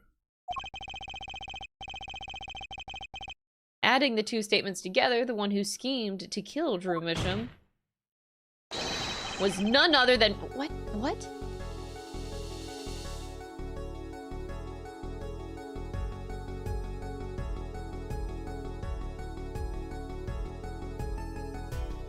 Bro, are you in denial?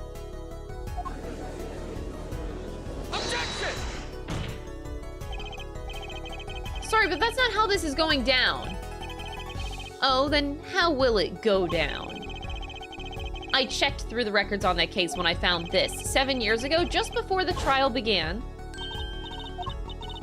Oh no. Wait, we're saying this out loud in the courtroom? Trucy's right here. I don't want her to feel guilty about this.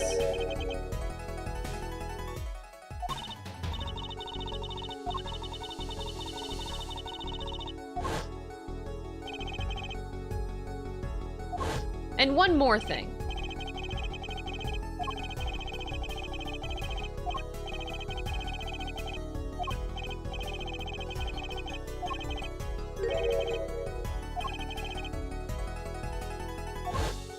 I don't want Trucy to feel guilty. That's my worry. It's like she was too young, she didn't understand what she did.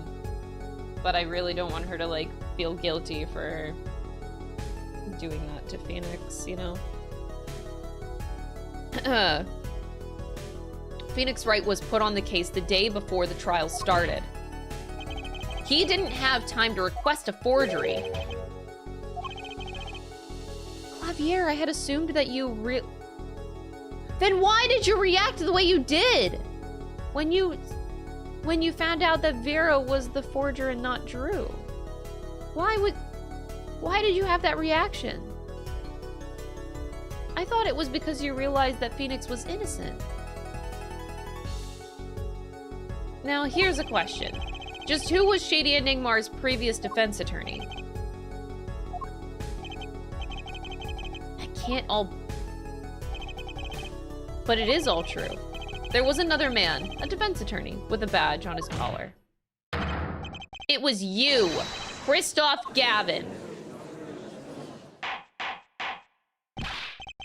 Order! What is the meaning of this? Witness? I mean, defendant? Former lawyer? Let me begin by denying this. Objection! Objection! You can't deny it! You're a bitch! You're a punk-ass bitch, and you're evil as all hell! It's easy enough to look up, Mr. Gavin. And impossible to prove if you can't. Attorneys are registered with the court the day before the trial begins. In other words, no record remains in the court. How exactly did you intend to prove Phoenix Wright's claim?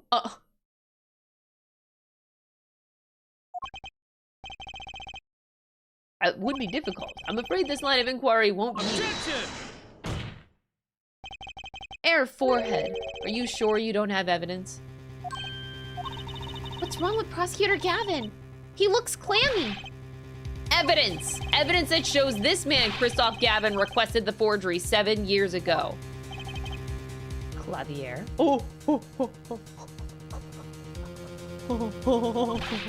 Just prove it! Clear up these doubts now, or I swear I'm off this case.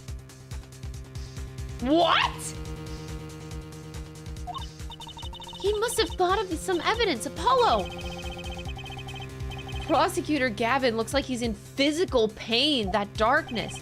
I have to pull that darkness out of him and prove it is this. Proof is the only way I can. What proves that Kristoph Gavin linked to Drew Misham? Well, Mr. Justice, you claim Kristoph Gavin requested a forgery of Drew Misham 7 years ago. Chat, I don't know if I could do this. Do we? Oh my god. Prove it. It can be proven.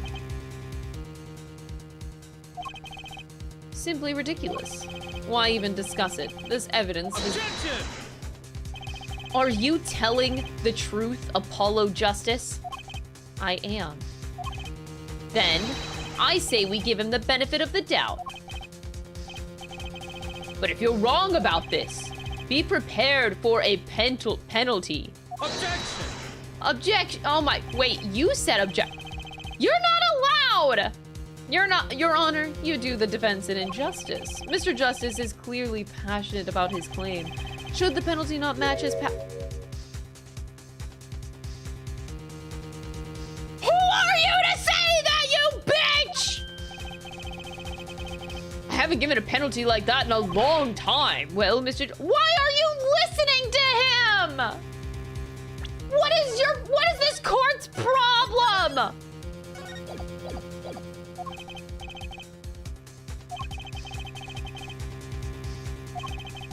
Something that ties Kristoph Gavin to Drew Misham.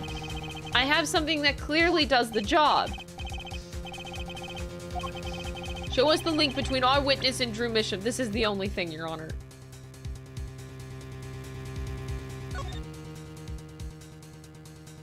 It says David Chrysler.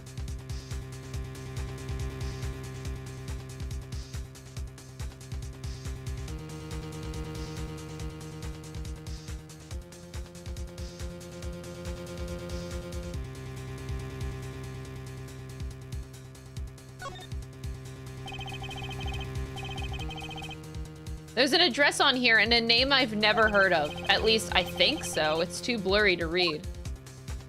David Chrysler.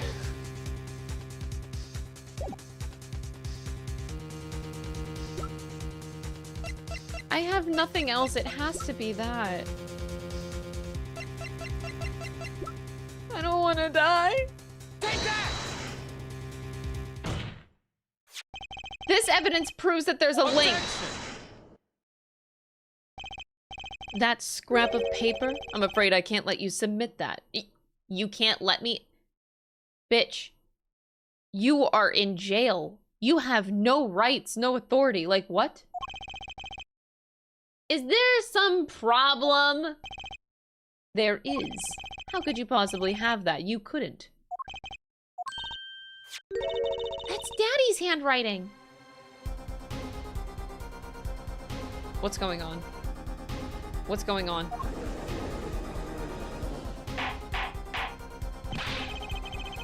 Mr. Wright's handwriting! What is the meaning of this? Ah, I see now. Yes, of course. What do you mean, of course? I just remembered I had a visitor yesterday. Phoenix Wright came to my cell, except I wasn't there. When I returned, I saw he had something of mine in his possession. Of course, I had no intention of letting him get away with reading my private mail. You mean this letter was in your cell? No. However, it appears Mr. Wright has yet to be cured of his bad forgery habit. This bitch! If it is a forgery, it's not a very good one. The handwriting's terrible. This is Mr. Wright's reproduction of what was written in the real letter. When Mr. Wright visited Kristoph Gavin's cell, he brought with him a small video camera. Oh!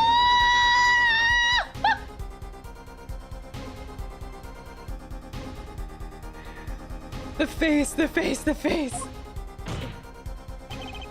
He recorded his entire conversation with you, Mr. Gavin, and the contents of your personal mail. Regardless, this mockery of a piece of evidence will never be accepted by the court. Evidence based on a video a man with no authority whatsoever claims that he took. A man who happens to be an ex-attorney suspected of forgery. Prosecutor Gavin? Come on! Come on, Clavier!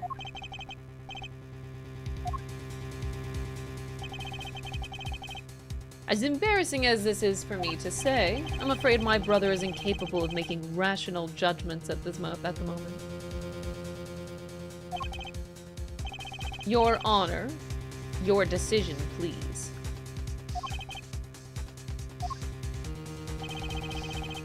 The defense's claim is denied.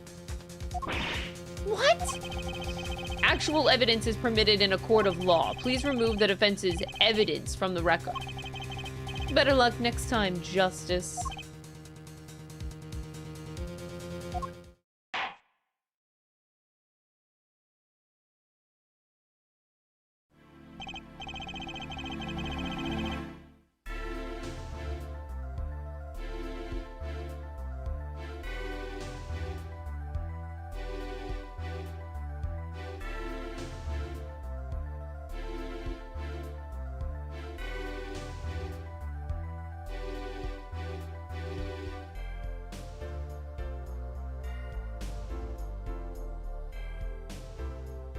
We've certainly taken a detour from our cross-examination, but the defense appears to be lacking proof. I'm forced to end the cross-examination of Kristoph Gavin at this point. Apollo, do something! I'm thinking, but without evidence, I don't have anything I can use on him. Also, I just realized I don't have my heart rate monitor on. Should I get that, chat? Is it worth it? Usually, like, the last, like moments of a trial are, like, very insane. Yes? Yes? Okay. Give me a moment. Let me go put it on. It'll be worth it, maybe.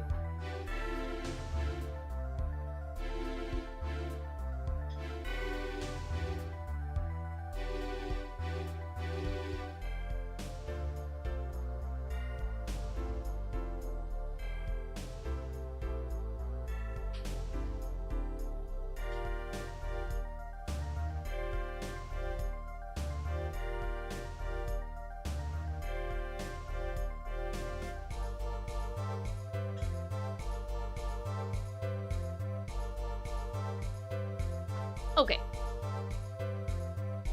Okay, chat, how do we take over the world? What? I leave for 2 goddamn seconds. Oh my god, y'all. Y'all, oh my god. Yeah, you better scatter, chat. Jesus Christ. 2 seconds, I leave you. Alright. It'll be up in a second here. Oh no. No heart rate monitors found. Oh no. It usually works right away.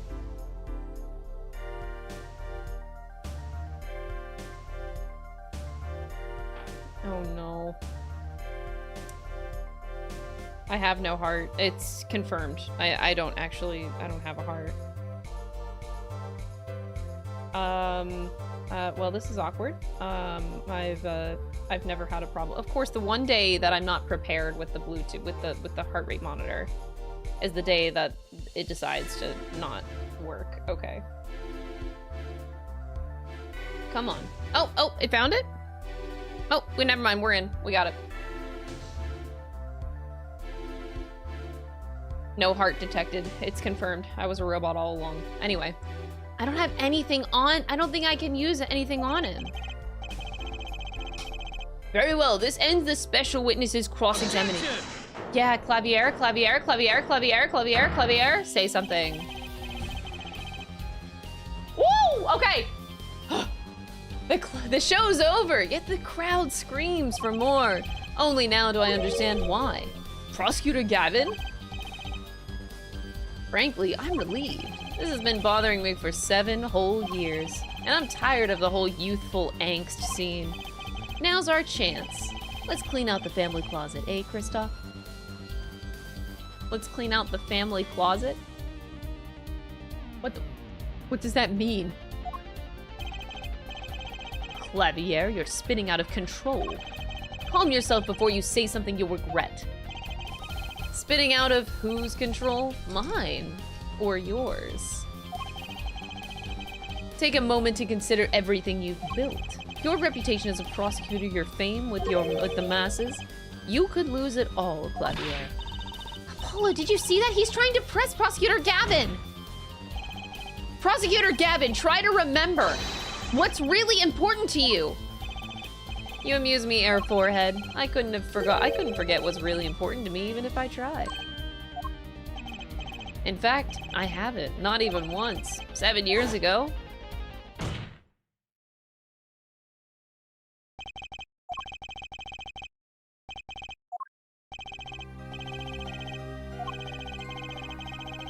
I didn't need this.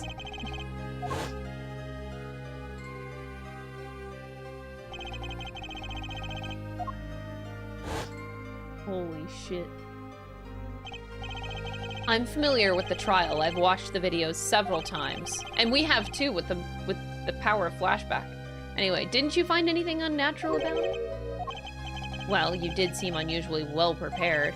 I mean, Mr. Wright had only just presented his evidence, and the next moment you call into room Misham. It was almost as if...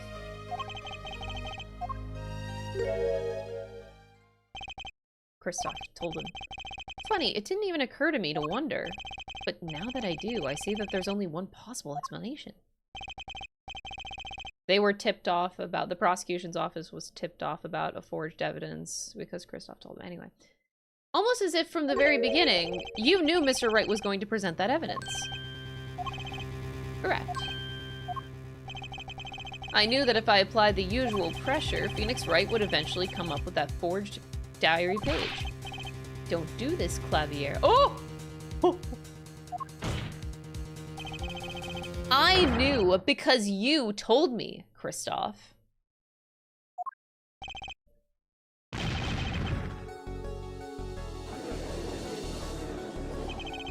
It was the night before the trial. Clavier. Kristoph, odd seeing you at the prosecutor's office the day before the trial. I won't be appearing in the trial, actually. I won't be facing off with you on your first trial, apparently. But in exchange, I brought information. The attorney who'll be there in my place tomorrow is not to be trusted. Don't even give him the benefit of your respect. Listen, I want you to call in a special witness. I wondered about it at the time, but how did Kristoph know so much? Kristoph, we were supposed to face each other in that trial. A fair fight, brother to brother. I deserved that much. You let me borrow the victim's belongings. You showed me all your research on the case. The victim's belongings? Which would have included Magnify's diary, wouldn't it? Mr. Gavin. My, Clavier, you disappoint me. You find trees, yet miss the forest. You're the one missing the forest, Mr. Gavin. Woo! You can't sweep this under the rug. Not anymore. Tell me what was going on behind that trial. Why not? I've achieved what I came here to do. I see no harm in little reminiscing. Apollo. I think we're finally gonna shine a light on the black belly of this thing, Trucy. We've done everything we could. I hope it's enough. 7 years ago, the day before the trial, I visited the detention center at the request of my client, Zach Gramrai.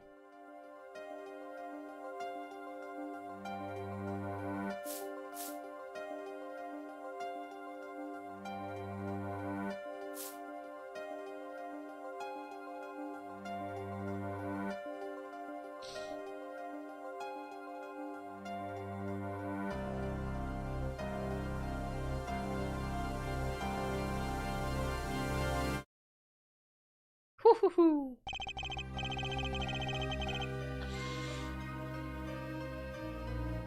Damn. You lose, Gavin. Thanks for the work. Now go. To be honest, I don't know what his reasons were to this day. As far as I could tell, he dismissed me as his representation because I lost in a game of poker. He was not worthy. I can come to no other conclusion. Daddy used to say the same thing. If you want to know a man, you have to compete. Zach wasn't watching his points or the cards. He was watching the man behind the cards, Kristoph Gavin.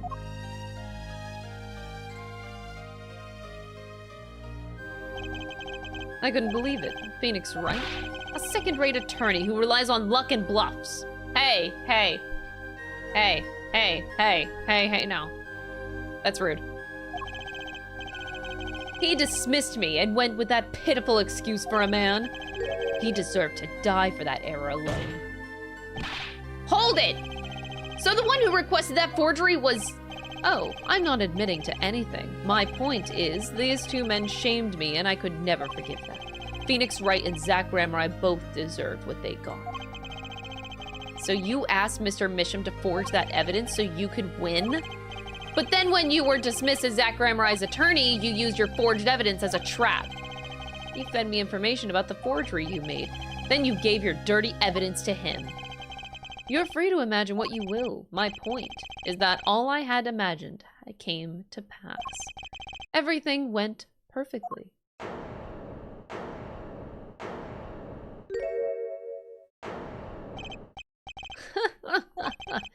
Incredible. If I wasn't laughing, I'd weep.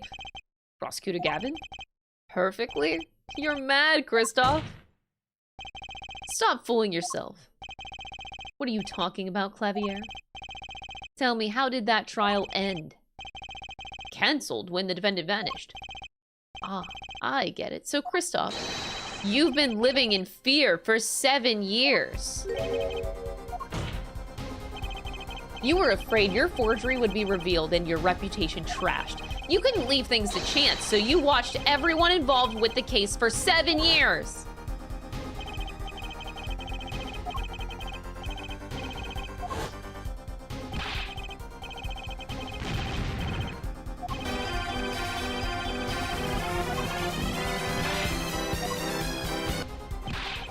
Oh, wait just a minute. Zach Gramrai was seen by this reporter. How was that possible? Was he alive after being gone 7 years? Finally. I knew this moment was coming. I just didn't think that we'd get here so fast. Zach Gramrai gone missing for 7 years. Trucy's father. What's wrong, Apollo? Go get him! Right, leave it to me. Allow me to refresh the court's memory. 6 months ago, Kristoph Gavin was charged with murdering a mysterious traveler. I remember him quite well. Shady Smith, was it? Poisoned in a Chinese restaurant. The details don't really matter right now. What matters is that traveler was Zach Gramrai. Trucy.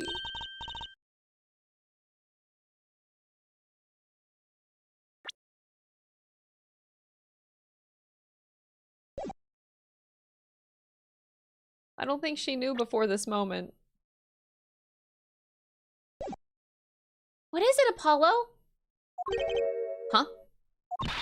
Keep going! We'll talk about it later. What? No reaction to your dad being dead and you just found out now. Okay. I'm fine. I just found out my dad died and I didn't even know it, but go on. What? Did she already know? She had to with that kind of reaction. What the fuck? Someone please explain this. What, Mr. Justice, can you explain? It all started 7 years ago. The great magician, Magnify Grammarai's death started it all. Magnify Grammarai's death and his student, Zach Grammarai, the suspect. Whoever defended Zach in court successfully would be famous beyond belief. Thinking that, Kristoph Gavin did the unthinkable. He forged evidence. Drew Misham. Actually, it was his daughter, Vera, who really did the work. You took precautions when you had that forgery made, didn't you, Mr. Gavin? To keep people from talking, of course. These two know too much. Leave them alive and there'll be nothing but trouble. That's when you planned your poisoning of the forgers. Applied to a commemorative stamp. But luck was on Mr. Misham's side. The bomb didn't go off. She saved him by taking the stamp, I see. But that wasn't the only bomb that he set up. You noticed something when you requested that forgery. When Vera Misham is nervous, she had a bad habit. A tendency to bite her nails. That nail polish was her good luck charm. She was almost kidnapped.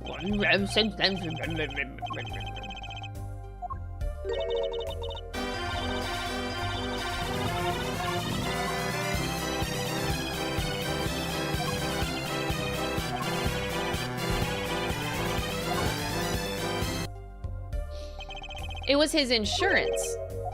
As long as she lived quietly at home, there was no danger to her. But what if she had to go outside? If she ran into any trouble, she'd become nervous. And the nail polish would do the rest. His time bombs sat there for 7 years. And then they went off almost simultaneously.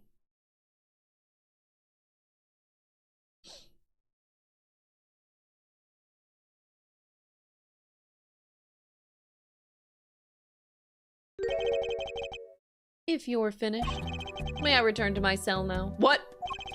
I'm not accustomed to standing for such long periods of time. Oh, so you're a bitch pussy too. A skill issue. Mr. Gavin, have you heard a single thing that we've said? Oh, I listened quite closely to your little tale. Quite an entertaining piece of fiction. What? Clavier, surely you understand. We're back to the evidence, the lacking evidence. Nothing proves a link between him and the Atriconine that took Drew Misham's life. Hey, Noel, thank you so much for the $2 super chat. I appreciate it. Borscht, my favorite Chinese dish. I have no idea what it is, actually. Objection! What about the restaurant? You killed Zach Grammari to keep him from talking. I killed no man of that name. Read over the report again if you like. The victim was a traveler by the name of Shady Smith, about whom we know little else. You can't seriously think I knew he was that particular fugitive? Objection! Okay, then why did you kill him? I plead my right to remain silent. Remember, this court does not convene to put me on trial. The defendant's name is Vera Misham, suspected in the murder of her father. My trial's been finished for 6 months now. I'm afraid we have strayed considerably from our purpose here. This court concurs with the witness. Why? It is defendant Vera Misham who is on trial. No, but you were doing so well, Apollo. As long as there is no evidence to support the accusation against him, this court of inquiry cannot find Vera Misham innocent. Your Honor, Phoenix Wright spent 7 years collecting this evidence. You still don't get it, do you? Let us assume that there was poison in the nail polish. Who then was responsible for causing Vera Misham to bite her nails? What? It wasn't me, I know that much. The one who brought that poison to her lips was you. That is such a goddamn dirty trick.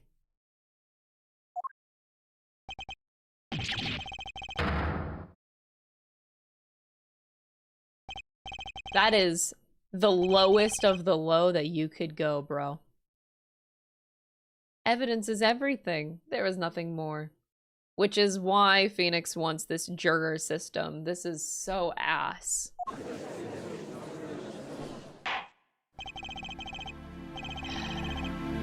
I believe this discussion has reached its conclusion. Your Honor! You have performed admirably well for a novice attorney. I respect your partner, Phoenix Wright's determination as well. However, without direct proof, you have nothing. Isn't that right, Clavier? Unfortunately, yes, Kristoph, you're right. That is, you would have been right until now. Did the news not reach your desk in solitary? The eyes of the nation are on this courtroom today. This is the trial case for a new judicial system. I'd totally forgotten. I didn't. Phoenix Wright sure as hell didn't. He banked on this. Jurists, you say? The current judicial system has been deemed too closed off from society.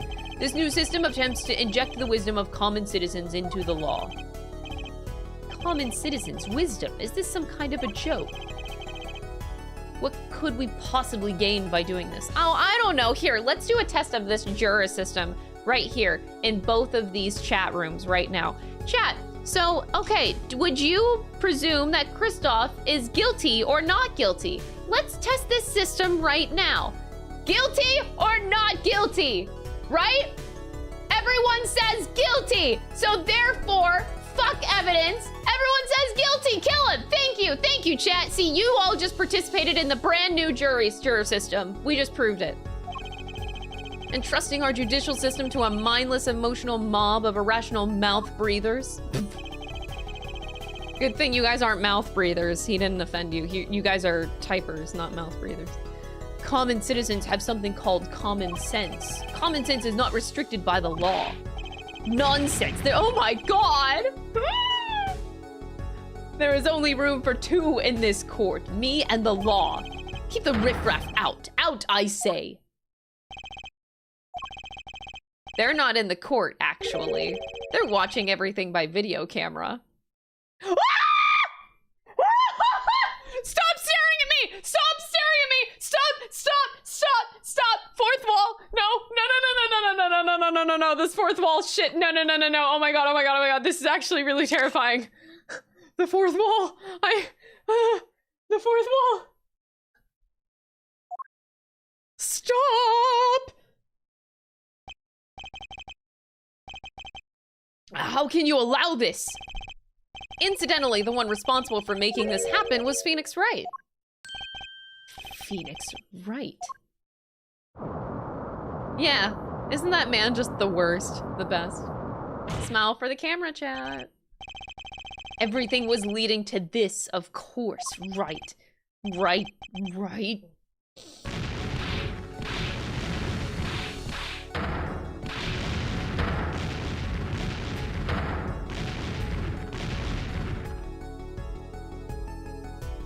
Oh shit.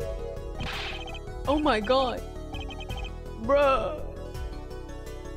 I won't accept. I can't accept. This is no court. Law. The law is everything. Law is absolute. You let ignorant swine soil your courts.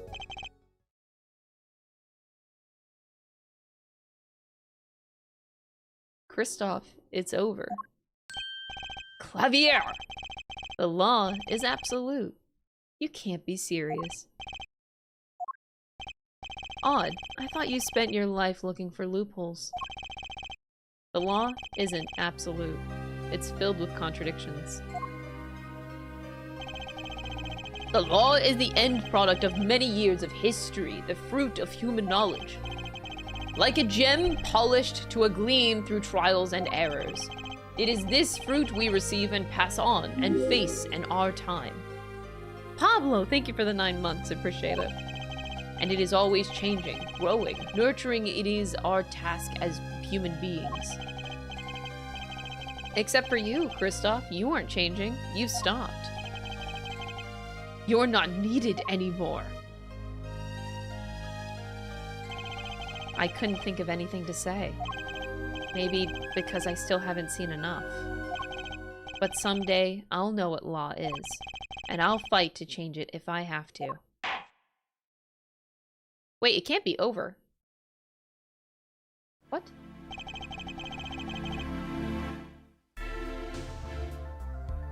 We're not done?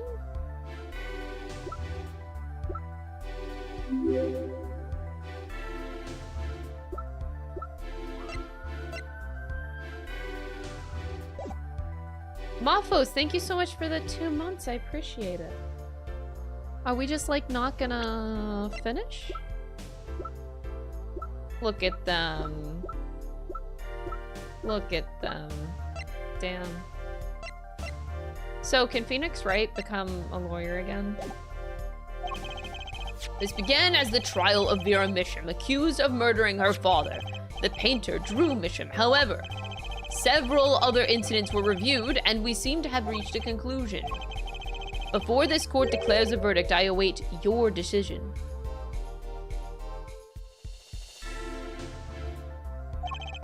Jurists of the court, that's you. Chat. For the death of Drew Misham, how do you find the defendant, Vera Misham? Innocent or guilty? I turn to you now to consider this matter. Chat, tell him.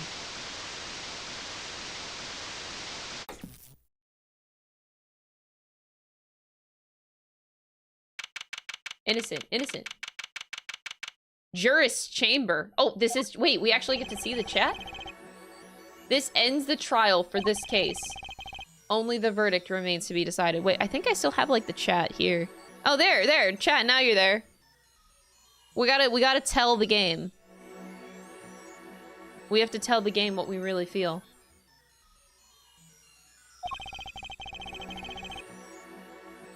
Defendant Vera Misham is currently in intensive care. If a decision cannot be reached today, it may never be reached. The factors involved are simple. Did the defendant poison her father that night? If so, she is guilty. Or was there another reason for Mr. Misham's death? Did another person poison him? If so, she is innocent. A panel has been provided for each of you to input your decisions. That is all. Please wait! Yes, jurist number 6? There's something in the jurist handbook here. Persons involved with the case may not be jurists. That is correct. I've looked into all of your dossiers. None of you were involved with the development of the case. Does that answer your concern? What?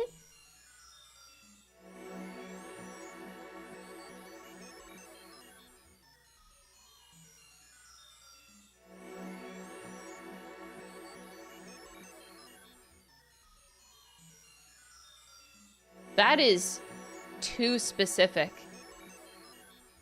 Persons involved with the case may not be jurists. Phoenix says they weren't involved in the development of the case.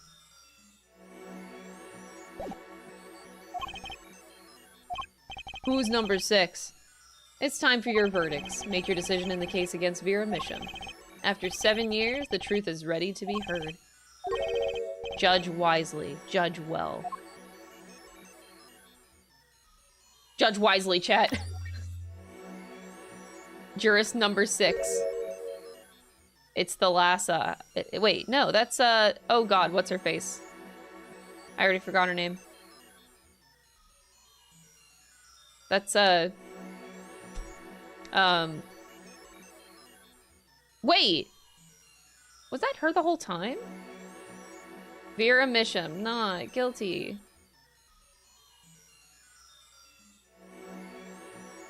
I forgot her name. Lemoire, thank you. I could not remember. No, that's not her the whole time. She never left Virginia. I can choose. Wait, can I save my game? Oh, I can't save my game. I would have loved to do the guilty verdict and see what happens. Really? They can't do that, chat. They said that she never left Virginia. They can't do that. They can't do that. They can't. They can't. That's not true. I don't believe it. Lemoire is not her. Dominic Facile tipped $5. Everything with the jury system here makes me think that the jury themes in Great Ace Attorney is what Takumi wanted from an Apollo Justice 2. Thank you for the $5. I appreciate it. And so a verdict was reached on October 9th, 2:14 p.m. The first verdict under the jurist system. Innocent by unanimous decision. The record will show that when the verdict was announced, special witness Kristoph Gavin laughed. I laugh louder than any ever heard before or since. A laugh that echoed in the halls of justice, lingering for what seemed like hours.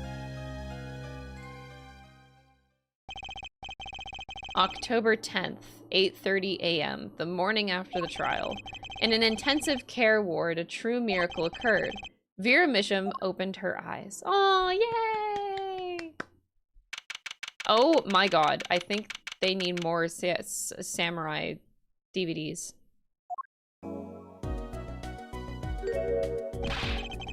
Vera, I'm so glad. Don't cry, Apollo. I'm happy too, and proud. You did well, Apollo. When I thought about what if Vera, Hey now, don't you start crying too. Sorry you had to see us like this. Vera? Thank you so much, Apollo. Thank you. No, I'm sorry. I shouldn't have pressed you like that. If I hadn't, you never would have bitten your nails. No, I was wrong. Staying locked inside like that clinged to my good luck charm. Vera, when I opened my eyes and saw you, I finally understood. It's important to be a part of the world, to see things with your own eyes. It looks like that poison had some effect after all. It killed off whatever was holding Vera back from life. Aww. I knew you'd pull through, Vera. I mean, that's what Apollo was fighting for the whole time. Your future. I won't forget it. Here, let me thank you. No, really, it's okay. Aww. Oh, look, it's me. I love it, thanks. That's all I'm known for. No head, just, okay. Is that me? She really captured your essence, Apollo. Well, I think so at least. That reminds me. Do you know where the other lawyer is? The other lawyer. Oh, you mean Daddy! Except he's not a lawyer anymore. It's my fault, isn't it? I'm sorry. Oh, no, that's not what I meant! No, it's okay. I'm through looking away from the things that I've done. I hope I can look him in the eyes again someday and apologize. I'm sure he'd be happy to hear that. He brought all those things for me when he came to visit earlier. You mean the stack of videos? Mr. Wright finished watching them all. You know, I knew my real daddy was alive. I was there 7 years ago, remember?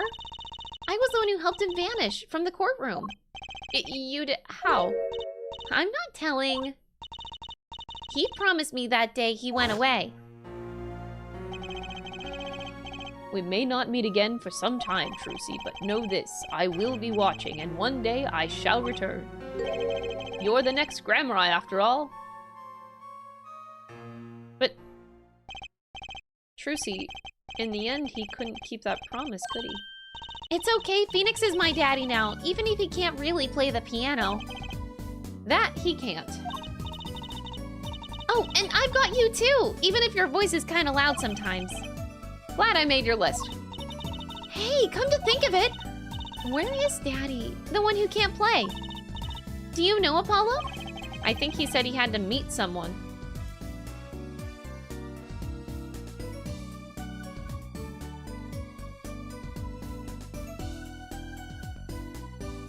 Yeah?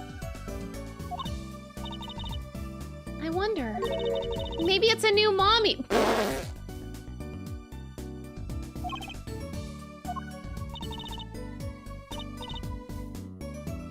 Am I just like copium? I'm copium, aren't I? I'm just really hoping. Anyway, I'm huffing copium. Oh, Trucy? Yeah, Vera? I was wondering, could you show him to me once more? Sir Hat, was it? Oh, he's not been knighted. Yet. Here goes. Do us an impersonation, Mr. Hat. Objection! Not loud enough, and I like Miss Magic underwear better anyway. That's magic panties, Apollo! Huh? So, your memory's returned. Mr. Wright, was this all part of your plan? Memory. She had amnesia. I forgot. Of course it's amnesia. It's a JRPG at the end of the day. I know it's a visual novel, but like, amnesia is so classic. I don't know what you're talking about. When I lost my memory, I was reborn as Lamoire. But you know my true identity, did you not? That is why you chose me as one of your jurists. You're thinking too much. You're thinking and do too much. Besides, there was no guarantee that regaining your memory would make you happy. Of course, it is a happy thing. For so long, I thought I was alone. Aw, the someone that he was meeting wasn't Edgeworth, it was Lamoire. God damn it. Edgeworth, where are you?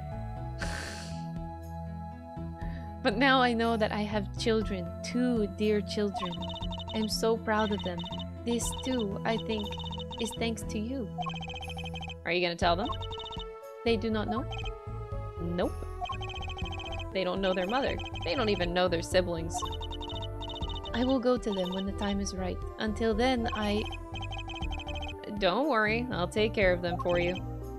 They're very important to me too. Oh, he actually is a dad now. A little annoying at times, but still. I have to keep an eye on her at least. Because I'm the only one who knows how she really feels on the inside. Oh.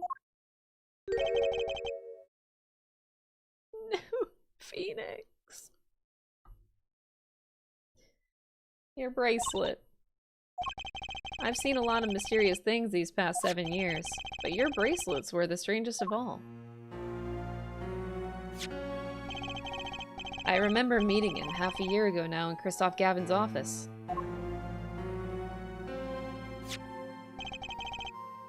then I met you. Two fates destined to intertwine, and I was there when they crossed. I'll never forget that. Such a small thing, that bullet, yet it tore who I was away.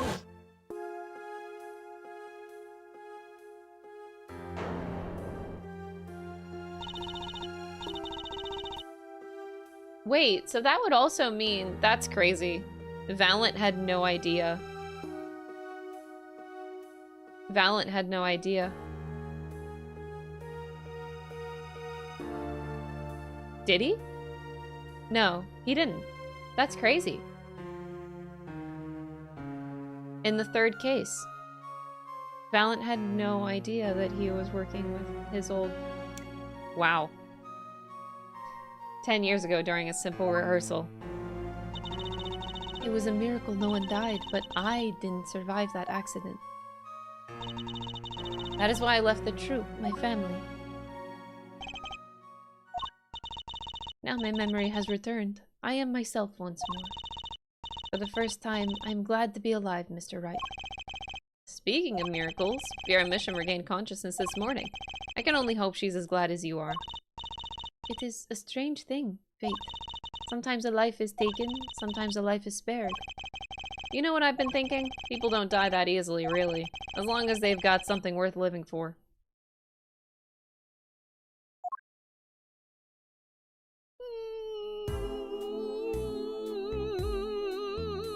That's so cute. I've got a long way to go, and this power of my will, it needs some work. But there's hope now. We lost it, but somehow we found it again. That's why people are smiling again. Hope. Yeah, I think I'll keep at this lawyer thing for a while. Oops, training time. Gotta go. Cords of steel, here comes justice. Objection! Objection. Oh! So, I didn't expect to finish this game this quick today. I'm glad you're staying with the agency, Apollo. It's like I found my long-lost big little brother. Oh, sweetie. Oh, and don't you worry about Trip Grammari. Trucy's on the case. Now that I have this, thanks to Daddy. Trucy Grammari, frankly, I got my doubts, but Hat Grammari, now that'll pack 'em in. Cute.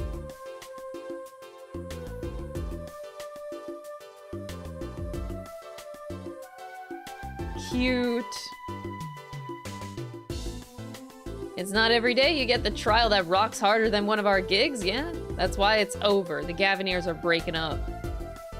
The news caused a run our tissues at supermarkets nationwide. What? You're the real stars now. I look forward to our next jam session. Okay. We're jamming together? Okay. Got it.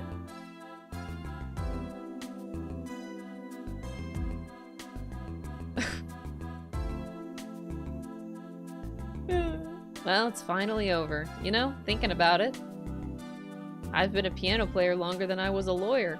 Oh, now that everything's sorted and I've got time on my hands, maybe I'll take some lessons. Or maybe I'll take the bar exam again. Yeah! Yeah! Why are you laughing? I'm being dead ass, please. Oh my god. Take the bar exam again, yes. Become a lawyer again. I want to know. This game, they can't end it like this. They have to end it with Phoenix getting reinstated. Right? Right?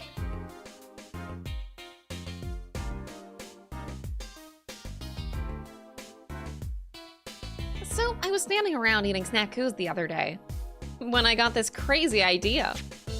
What if they were golden? You could augment the crunch, or better yet, make them ding.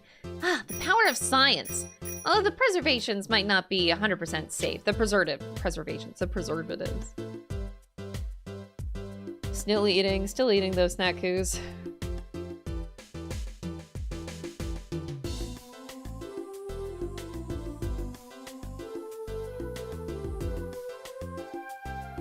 Her. In unlikely event you are wanting Russian fish, come to Borscht Bowl Club. The only thing colder than restaurant is borscht. Ah, duh, but if greater challenge it's being required, then come to the hideout. You know who to ask for. Damn.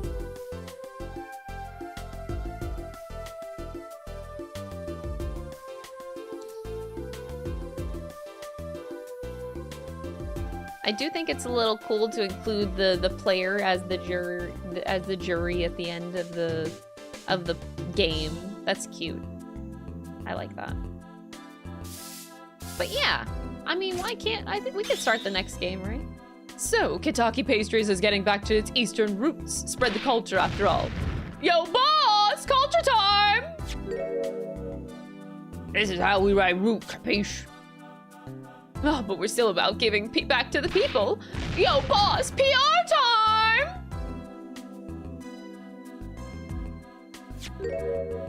And this is how we write people, alright? Not that Walkie's paying any attention. Oh, kids.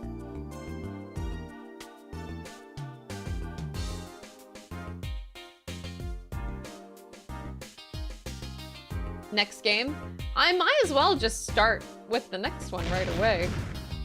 Spam the new game button? Okay. Besides, Chinese characters on cake was a fly idea. Man, you want to make it today? You gotta keep it real, you know what I'm saying? Yo, that's why I made the OG cracker, for real. I know it don't look like no cracker, G. What you want me to call it, the OG muffin? Okay, he's gonna be a great entrepreneur one day.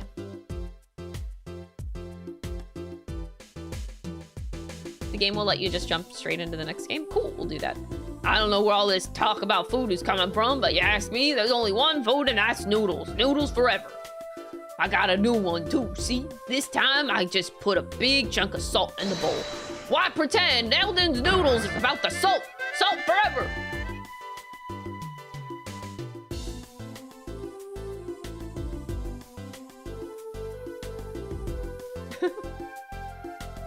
There's more people involved in this game. Oh god, not this guy. My exceptionally inquisitive nature has won me unequivocal adoration in my department. You see, they used to call me Wesley Stinker, as Wesley oh god. But no longer. I have a new name, one that reflects my true academic nature. Wesley Sicko, reporting. Yes, curiosity is a sickness, and I am the cure. Got it. You want me to take a break? You want me to have a short stream and take a break and play the next games tomorrow? I could. I do have a lot of work to do. I'm trying to crunch making a cosplay in 1 week. But, I mean, no, I can keep going. I can keep going. Oh, so pretty. I don't know how to thank you for all you've done. Light has returned to my life, and with it, joy. I may have lost years, but I have gained a treasure. 2 treasures, in fact. I will think of them when I write my next song. I just realized the resemblance. I should have noticed these things sooner!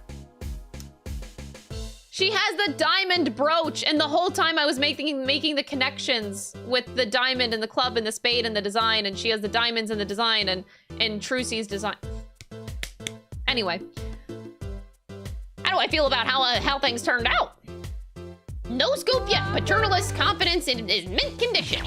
No scoop yet. Oh, end quote. The design. How did I not even like attempt to put the 2 things together? The diamond. I've decided to keep painting originals only. I suppose I'll have to see a bit of the world outside to find what to paint. But I know that there are good people out there now. I've met them. Aww. The door is open. The world is waiting. Thank you. Oh, the magician with the hearts and the clubs and the diamonds and the spades. The diamond and the design. Ugh, that's so irritating. I missed it. That's why it's a diamond. Thanks, I hate it here.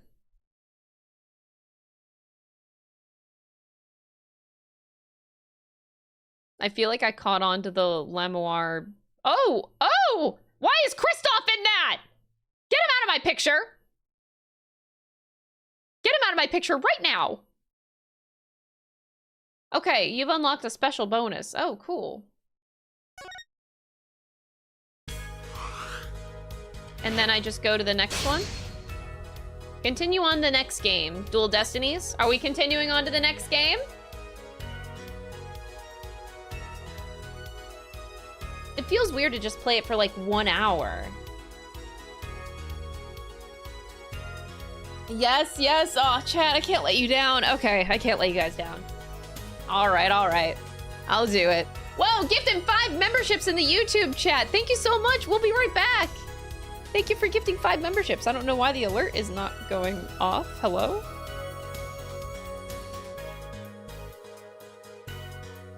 Okay, for some reason, I guess I have to fix that alert now. What the hell? That's a new alert. Thank you so much. I really appreciate it. All right, so I guess we gotta move on to Dual Destinies. Am I ready for this? Am I ready for this? Next game. I'm just a little bit, okay, wait. I feel like, hold on, pause. I will start the next game, but I should talk about the 4th game. You know, conclusion, ending thoughts. Okay, let's talk about my ending thoughts. Overall,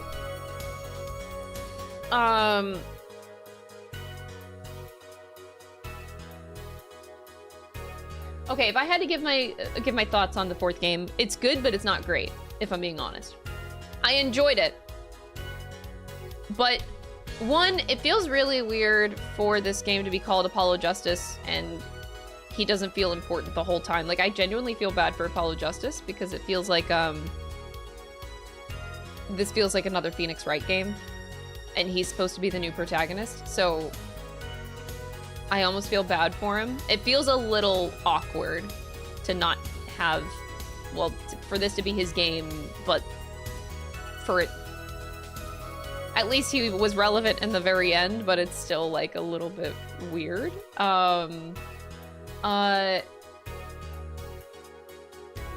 Clavier's cool. Kristoph was fucking terrifying. I guess now that I've finished this game, yeah, the whole Phoenix losing his badge, that just feels so weird. Why did no one help him? No one, like, anytime some other bullshit happens in this game, I feel like if it was literally anybody else, it wouldn't have worked out like that, but it just feels really strange that they just were so quick to jump on him. It's really strange. Nothing feels like out of character per se. Like, at least Phoenix, I was worried that Phoenix wouldn't feel like the same character, but I think he did. He doesn't feel out of character, to me at least. Everything seems accurate, but it feels more out of character for all of his other friends that he made along the way, you know? Like, why did no one help him? Why did he just fight this whole fight alone? It just, that just feels really weird to me. Like, we spent this whole trilogy. 1 year. Let's go. Oh, thank you so much, Insert Coins. Thank you for the 12 months, I appreciate it. Also, thank you for the $10 Swiss franc donation, I appreciate it. So yeah, that's the only thing that feels really weird to me. It's like, we've spent the whole first trilogy making so many friends and relationships with people, right? We have Gumshoe, we have Maya, we have Pearl, we have Edgeworth, we have Franziska, we have all these people. We have Larry Butts, even. Luca Pochima tipped 10 Swiss francs. Hope you enjoyed it. You gotta look into the production history of this game, regarding Shai Takumi and Capcom. You might understand some choices better. I'll look into it later, but just like my initial thoughts are just some of this game feels kind of weird. And of course, I don't know the reason for that yet, but it does feel weird. Like, it's so hard to believe that Phoenix would just be this alone for 7 years. That's a hard pill to swallow. Like, bitch, I have friends. I have friends that would have helped me. Why does he feel like he's so alone in this game? It's just kind of depressing. Like, what did I just spend 3 games making so many, like, meaningful relationships, and what for? Even the judge. So, yeah, that's the only thing that kind of feels weird. I feel like they did Phoenix Wright some disjustice in that sense. I don't think it's necessarily a mistake for Phoenix to present forged evidence. Like, we've witnessed Phoenix do so many dumb things in these games. Him accidentally presenting forged evidence, you know, of course it's an accident, but I can see him doing it. It's just the aftermath, I think, is what I have a problem with. Just the aftermath of, like, nobody helps him. Or nobody seems to care about him in this time. That is the biggest thing that feels weird to me. So yeah, not sure if I really like that. I feel like I have no friends. I feel like I genuinely have, like, no friends. Like, Gumshoe, come on. Literally anyone. Maya, literally anyone. None of my friends care. And Edgeworth, of course. Where are my friends? Where are my friends? But that's just me. Besides that, I liked the individual cases. The individual cases were very good, I think. It's just the overarching writing with Apollo and Phoenix as well that just feel weird. That's the only thing. But I like the cases and pretty much everything else about the game. I wouldn't say it's amazing, but it's just like, I can safely say this game is like maybe a 6.5 out of 10, maybe a 7 out of 10. So it's not bad. I liked it, I had a good time. I just don't think it's like a masterpiece, is what I would say.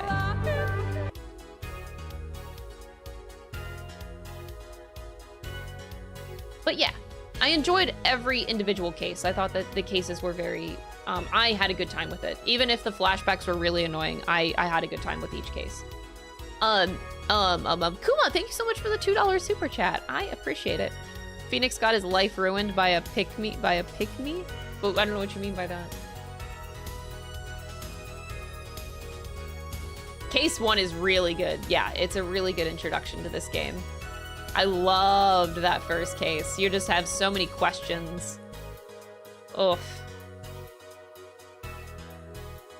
You want to watch Lamar's performance again? We could do that. We could do that. Pikes Peak Audio tipped $5. We could have had Phoenix and Gumshoe bond over being poor. Yeah, we could have had Phoenix and Gumshoe bonding over being poor. Thank you for the $5 super chat. I appreciate it. So yeah, I had some other thoughts. Those are the first thoughts that come to my brain, but also this ending, not gonna lie, the ending feels weird too. I would love to have a conclusion with, like, you know, end the game by saying, oh, Phoenix Wright got his, is back to being a defense lawyer, like he's back. That would have been nice. Maybe he just doesn't then, since they didn't do it. Rex, thank you so much for the $2 super chat. I appreciate it. So yeah, also, yeah, this ending felt really weird. I loved the ending with Lamar, that whole thing. Cool, cool, cool. I would have loved some conversation with Apollo and Kristoph. That relationship seems a little bit weird. Like, it doesn't feel finished. The relationship between Apollo and Kristoph specifically, like him taking him in as a mentor. That, I feel like that whole thing was a little bit abrupt. What other relationship felt weird? Wait, did this game never explain how Trucy knew that her dad died?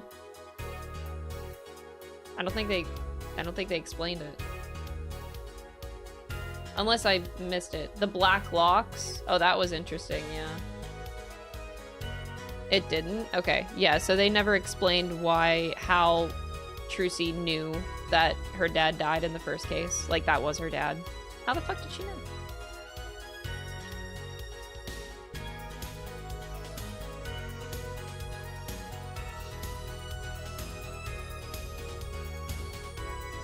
Kristoph's breakdown was really, really great.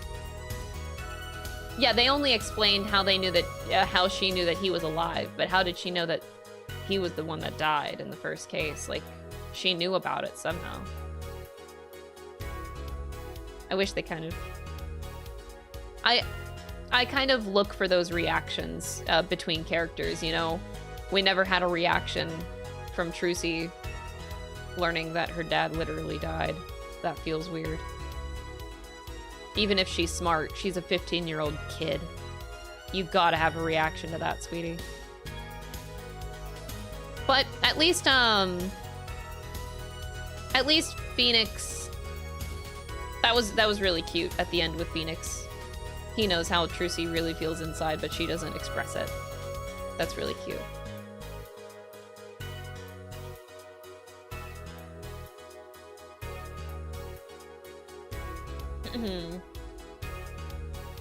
So we'll see. I'm assuming that we keep playing these games with more Apollo Justice as your main protagonist, but I hope he gets better. Not that he's bad per se, I just feel like they've really kind of done him dirty in terms of the writing so far for the first game. Like, I don't love Apollo as much as I immediately love Phoenix after playing the first game. Like, that was amazing. So, yeah.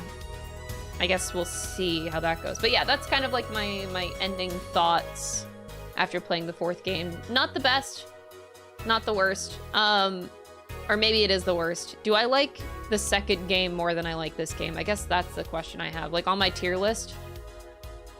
On my tier list before, it went 2 is the worst, and then 1, then 3. But 2 has my favorite case, so... Does this game beat 2 for me? Honestly?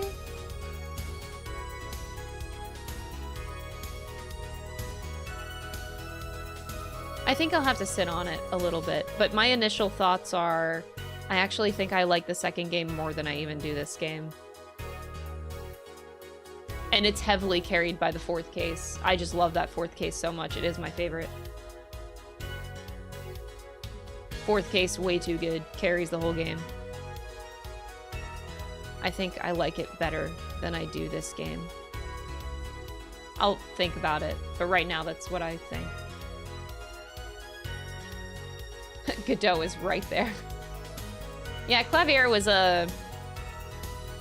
he's good. He's just a little bit too basic for my liking. I'm gonna get canceled for that. I just called Clavier basic. But I mean, like...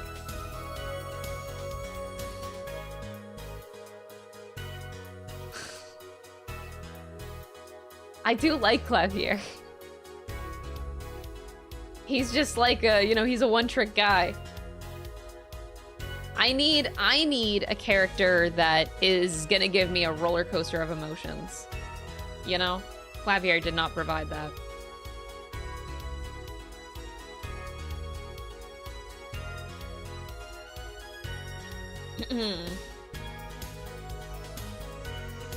How many other prosecutors can sing? That's a good question. We haven't heard the rest of them sing. What if they can sing and you don't even know it? You don't even know it. Like, I think I pretty much liked every other prosecutor more than I did Clavier. I like Franziska more, I like Godot more, and definitely Edgeworth, but like, yeah, I would even say I liked Franziska and Godot more than I do Clavier. Pain, y'all, I forget that Pain exists. Every time I forget Pain exists. Oh, wait, Pain is always the first prosecutor in every opening game, so we're about to go see Pain.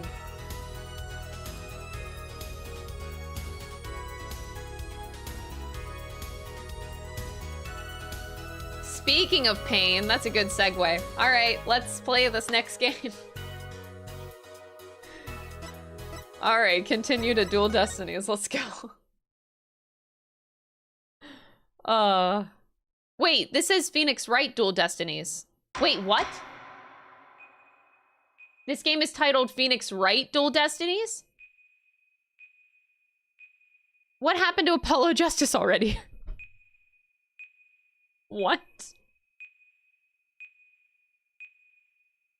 What is happening?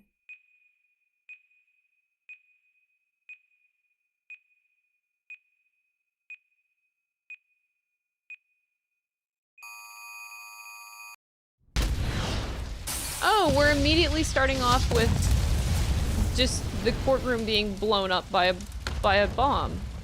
Ain't no way they made it out of that courtroom in time. Everybody's dead. The judge is dead. The judge is dead. They didn't make it out. These are dark times. Voice! Where the law has been reduced to rubble. And it's up to us to restore it to its former glory.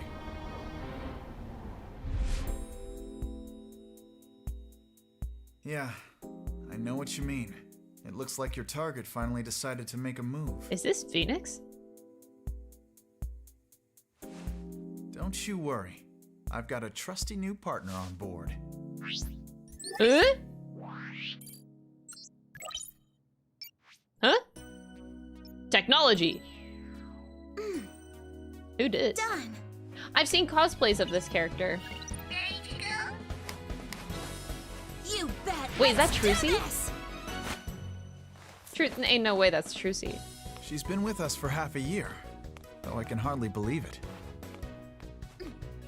Anyway, her power will be our greatest weapon.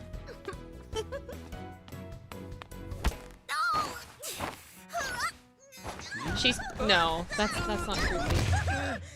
Who the fuck? I like starting off with an anime opening cutscene. Yeah, it's for this very reason I returned. He's wearing a suit. Wait, is this he's back? He actually is back? Time to bring it to an end. Oh!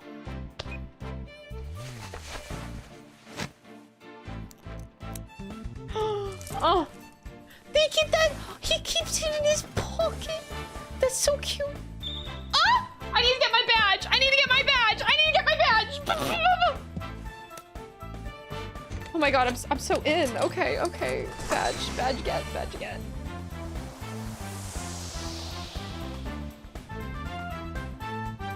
Oh my god, the suit upgrade! Excuse me, did Phoenix Wright just get hotter?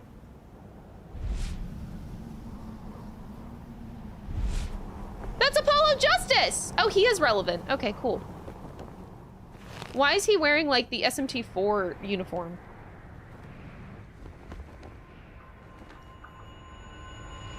Wait, if his eye is gone, how can he perceive with one eye?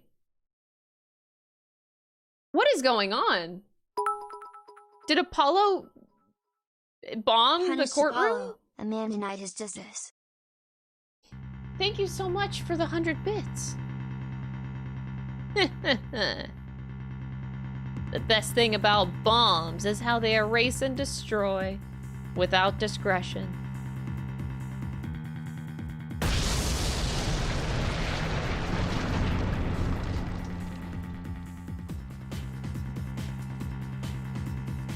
Now all I have to do is pin everything on that little girl.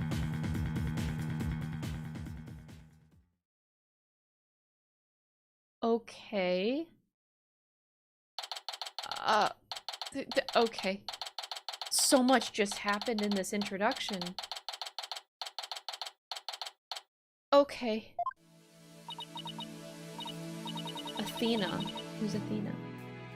Nope, not feeling nervous at all. It's amazing what a girl can get used to. Wait, am I Athena? Like that orange hair girl? Was that her?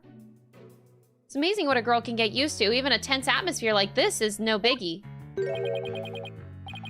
You doing okay, Athena? Oh, that's Apollo. Wait. Oh my god, what is happening? Does that blue jacket not look like, I'm thinking like SMT4. The uniform that they wear. That's the first thing I think of. 3DS. Oh my god, it's so 3D, y'all. So 3D. Why does Apollo have like all these bandages? What is going on? Is it because he was in the courtroom at the time that it blew up? Yeah, doing great. Like, I'm a little tune great. Oh yeah? Well, that's good to hear. Although, I could have sworn I heard your voice crack for a second there. Oh, I'm that transparent, huh? Cracking? No, my voice isn't cracking. Nerves of steel here, I tell you. This is Apollo Justice. He's a fellow lawyer at the office I work for. Apollo as the lead for the defense on this case. But I'm gonna be there at the bench with him, doing what I can to help out. I'll do whatever it takes to defend Junie. Speaking of steel, how are you holding up? That explosion really did a number on you. Oh my god. I'm just happy that you're okay, Athena. Although, I can't pretend I have no connection to this case. That's why I've got to see to it that Juniper's name is cleared. And I'm sure you feel much the same way. You got that right. I won't rest until Junie is completely cleared of all suspicion. Wait, so we're a different protagonist? We're not even Apollo Justice or Phoenix Wright. I am so confused. Apollo, Athena. Oh, hi. Oh, you're cute. Thank you for doing this for me. Junie! The cough. I'm sorry. Cough MP3. It sounded so weird.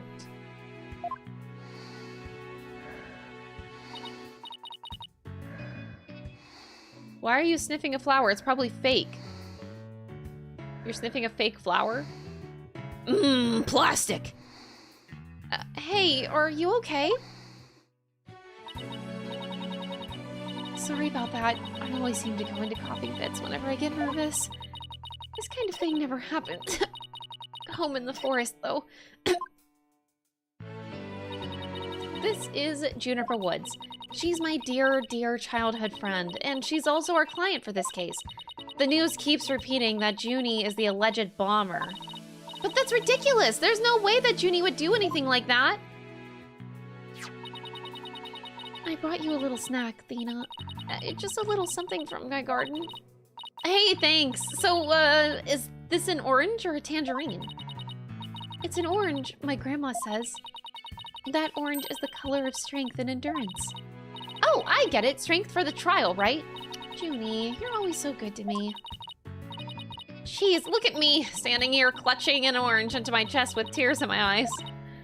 Well, don't you worry. We'll be so powerful in there, they won't know what hit them, right, Apollo? Yeah, that's right. Come what may, this is one trial we just can't lose. Oh. Apollo! Apollo!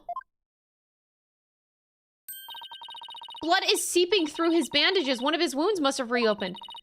All this time, he was trying to put on a brave face, but he was really overdoing it. He's fucking dead.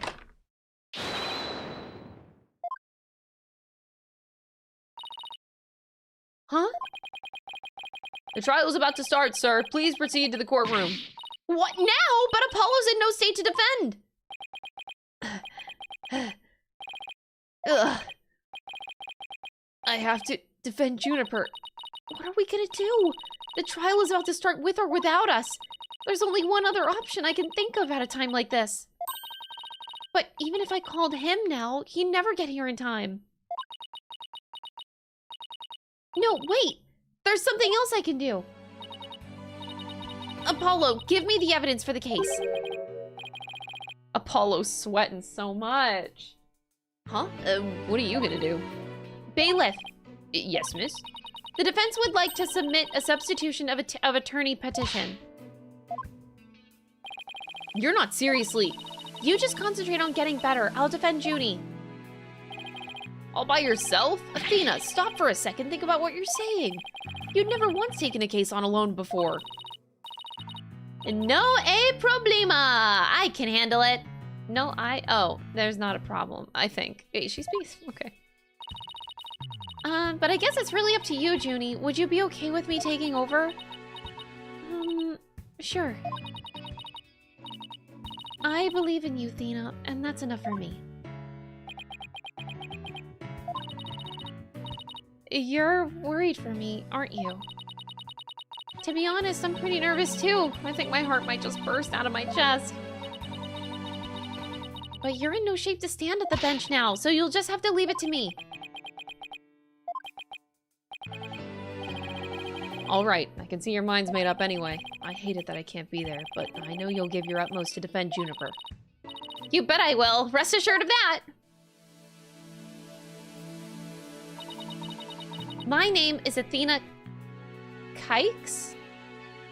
My name is Athena Kikes. Kikes? I'm still just a newbie, but I'm a lawyer. This is only the second time I've taken the lead in a defense case. It'll be the first time that I stand up there alone, though. Psych? Wait, psych? Oh. Athena, psych. Say psych, chat. That's not actually. Oh my god. But I have to do this, and I'm definitely not about to let anything bad happen to Junie. Got him. I hate you.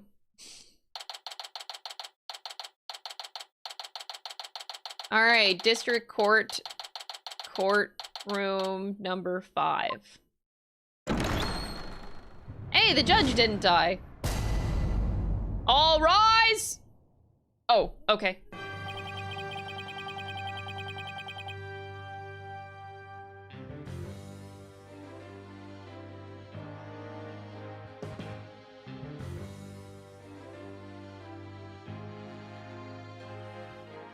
Chat, you gotta respect what the game tells you to do. If the game says all rise, I expect you to be standing while watching my stream. Court is now in session for the trial of Juniper Woods. Oh my god. The defense is ready, Your Honor. The prosecution is also ready, Your Honor. And what is the meaning of this? I was under the impression that Mr. Red Monkey would be my opponent today. Ah, Payne. We love him. My favorite prosecutor. Yes, well, a substitution of attorney position was submitted just a few moments ago. Due to the explosion in the courthouse yesterday, my justice, Mr. Justice, is unable to continue.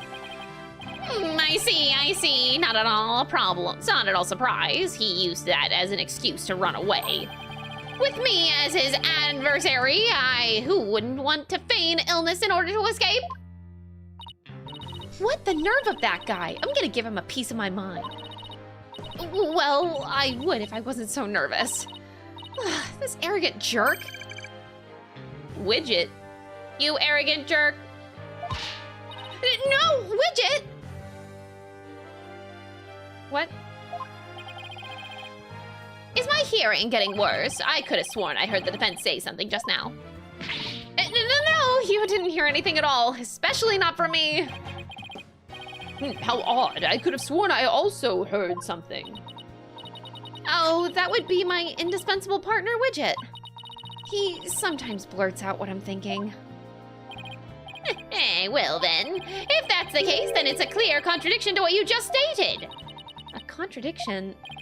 You just stated that you said nothing. However, if that device of yours says what you're thinking, then you indeed said I was... What was it? Elegance at work? Oh. Actually, it was arrogant jerk. Look at her face. Oh my god. At any rate, what does it matter if it's a red monkey or a yellow monkey facing me? No fresh out of law school rookie can defend this witness. Mr. Payne, I believe that's enough. Let us get back to the case. Of course, Your Honor. I'm more than ready to show this little girl why they call me the rookie humiliator. I knew it. He really is an arrogant jerk. Arrogant jerk! Miss Sykes, if you continue the insult of the prosecution, I will remove you from this court. I'm very sorry. It was just a knee-jerk reaction. Oh, yikes. Now then, Mr. Payne, your opening statement, if you please. Oh, thank you, Your Honor. I didn't think I'd be starting the 5th game today. Surprise, we're here. The incident occurred yesterday here at this very courthouse in courtroom number 4. At that time, the trial was a certain bombing was being held in courtroom number 4. Yes, I was presiding over that trial as well, and Mr. Justice was there as the lawyer for the defense. A bomb that was being presented as evidence suddenly went off during the trial. It was a terrible incident, and courtroom number 4 was completely destroyed. Fortunately, we were able to start evacuation procedures before the explosion occurred. Just a few seconds more, and it would have turned into a horrific loss of human life. There was, in fact, one death, was there not? Ah, that is correct, Your Honor. What courtroom number 4 was examined after the blast. The body of Detective Candace Arm was discovered. Can disarm do dis? Okay, that was bad. She was to take the stand as a witness later in the trial. I suppose she wasn't able to evacuate in time. What a terrible tragedy. I must admit, I stumbled at least 10 times myself before I was able to escape. Maybe the court should see about getting you even shorter robes. The victim's body was found near the entrance to the courtroom. I suspect she stayed until the very end to help guide the others out safely. Your Honor, allow me to submit as evidence the victim's autopsy report and details about the bomb. Okay. Cause of death, trauma to back of head caused by impact with a flat object. Between 8 and 11 a.m. That is very broad time for something that was supposed to be during an explosion. My badge! I want to look at my badge. Stuffed animal bomb. The time bomb that destroyed the courtroom. It was hidden inside a stuffed animal when it was detonated. Okay, I know how this works. All evidence for the trial is filed in the court record. When I want to check something out, I just use RB, like right now. I want to look at my badge. So what is, oh, I can't observe the attorney's badge. I want to know what number Athena Sykes has. Apollo Justice is 23, so this is 1 year later.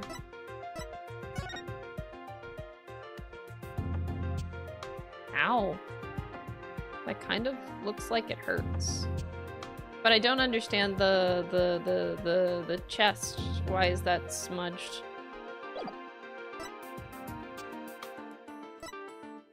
Apollo Justice, another lawyer. He's passionate about the law and hates anything that's not fair or just.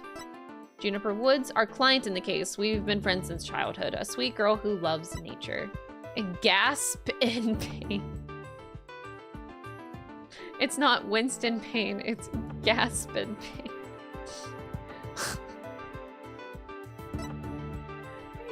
Can disarm.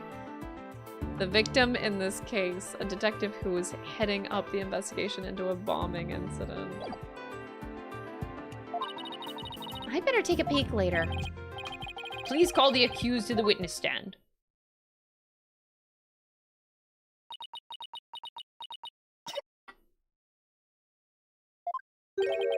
Defendant, are you feeling all right? You're looking a bit pale. I'm so sorry. I was feeling a bit weak when I first arrived here at the courthouse. But I'm all right.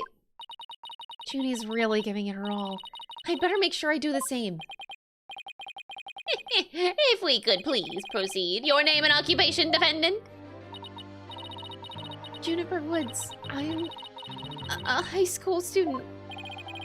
Miss Woods, can you confirm that you were in the courthouse on the day in question? Yes, I came to know Apollo Justice through my friend, Athena. And so I was there yesterday to watch his trial and lend my support. Something's wrong. Junie's really scared. Did you know I'm also known as the defendant humiliator?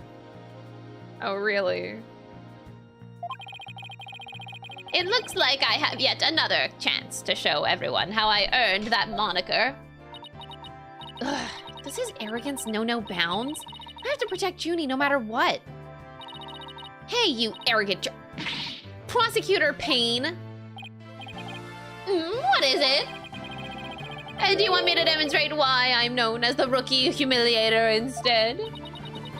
Do Deep breaths, Athena. Don't let him get to you.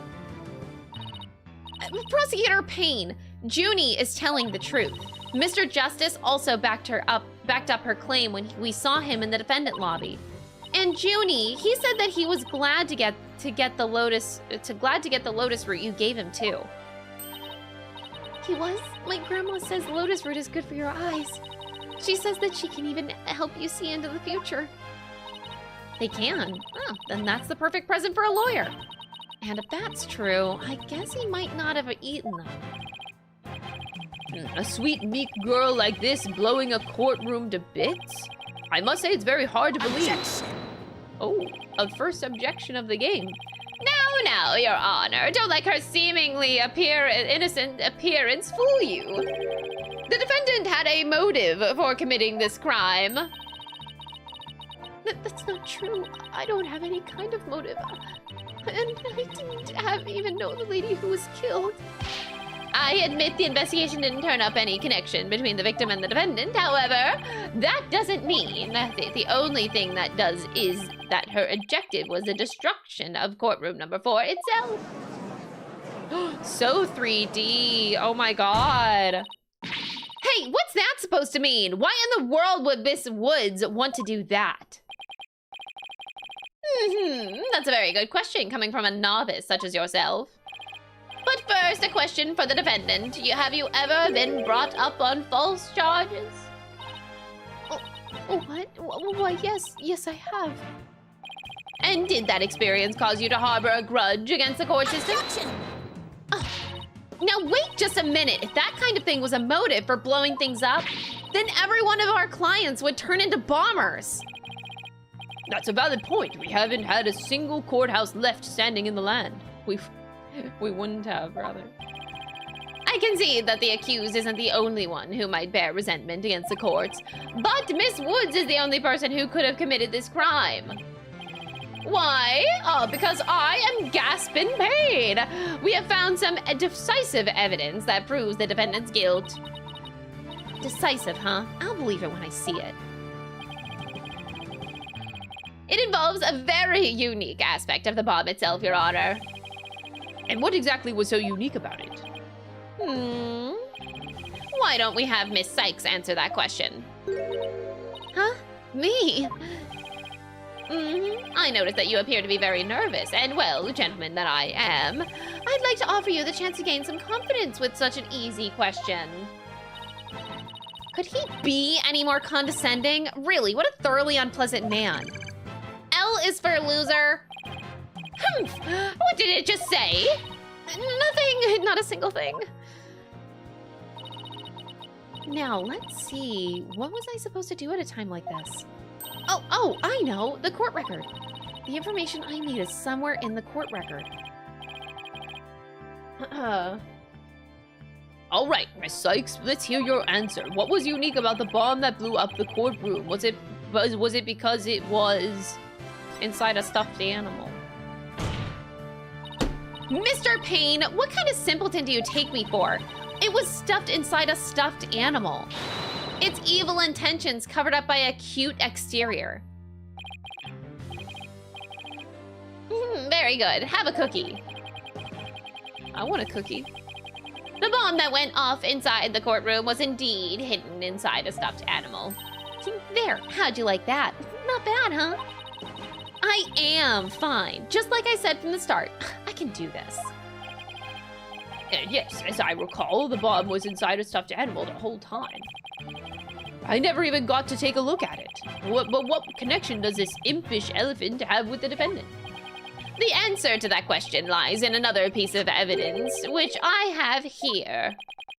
And what, pray tell, is this? It appears to be a little singed. I like that the judge in 3D, they gave him more angy eyebrows.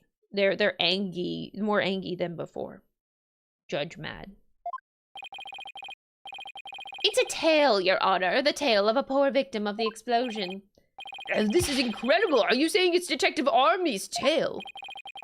Arms? Army? Arm. Your Honor is so very close, but no, it belongs to this stuffed animal. It's called the Phony Fenty, a rather unpleasant name, if you ask me. He's the mascot for a campaign to eliminate false evidence and false charges, is he not? Exactly. His motto is phony evidence is just trunked up. Okay. That's so wrong on so many levels. The phony Fanty's tail is made of vinyl cloth, and we found something very interesting on its surface. The defendant's fingerprints. Oh, what? The phony Fanty provided the prosecution with all the evidence that we needed. It clearly proves that the accused handled the bomb. Oh, she knocked her eyes out. Oh, this is so tense. But that doesn't make any sense. Why would Junie's fingerprints be on it? That does appear to be pretty irrefutable evidence. The court accepts it into evidence.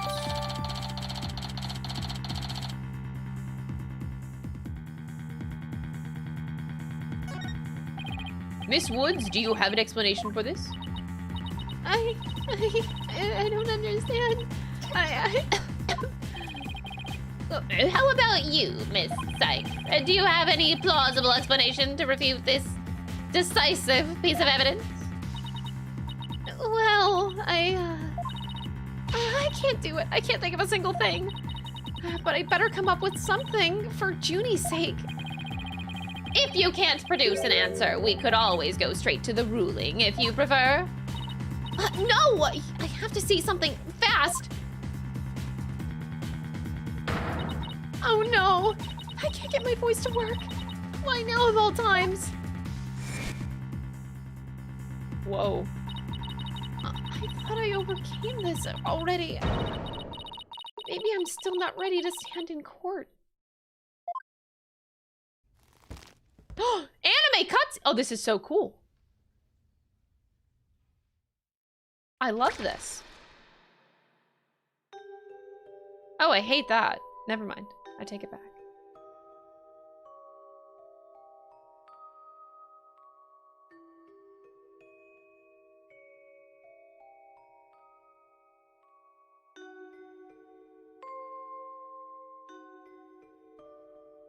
Aww.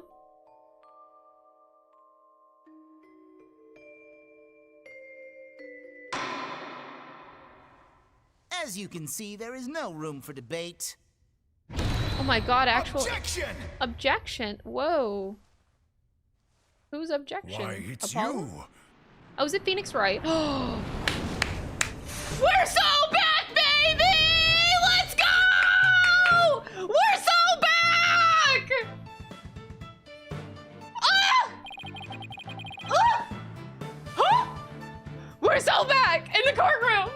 Oh my god! We're back, we're back, we're back! Oh! Damn! Phoenix got hotter. Hello? The new suit? He's wearing a light blue vest now. Hello? Okay. Phoenix Wright ages like fine fucking wine, dude. Hello. We might have to call him Lord Daddy now. Holy shit. Okay. Sorry it took me so long to get here, Athena. Apollo explained the whole thing to me over the phone. He asked me to come help you out in his place. Thanks for coming. I hate to admit it, but I was having a real rough time on my own. Oh, I don't know. I don't know. I think you were doing just fine, all things considered. And you hung in there, giving me enough time to get here. Now let's turn things around. You got it, boss.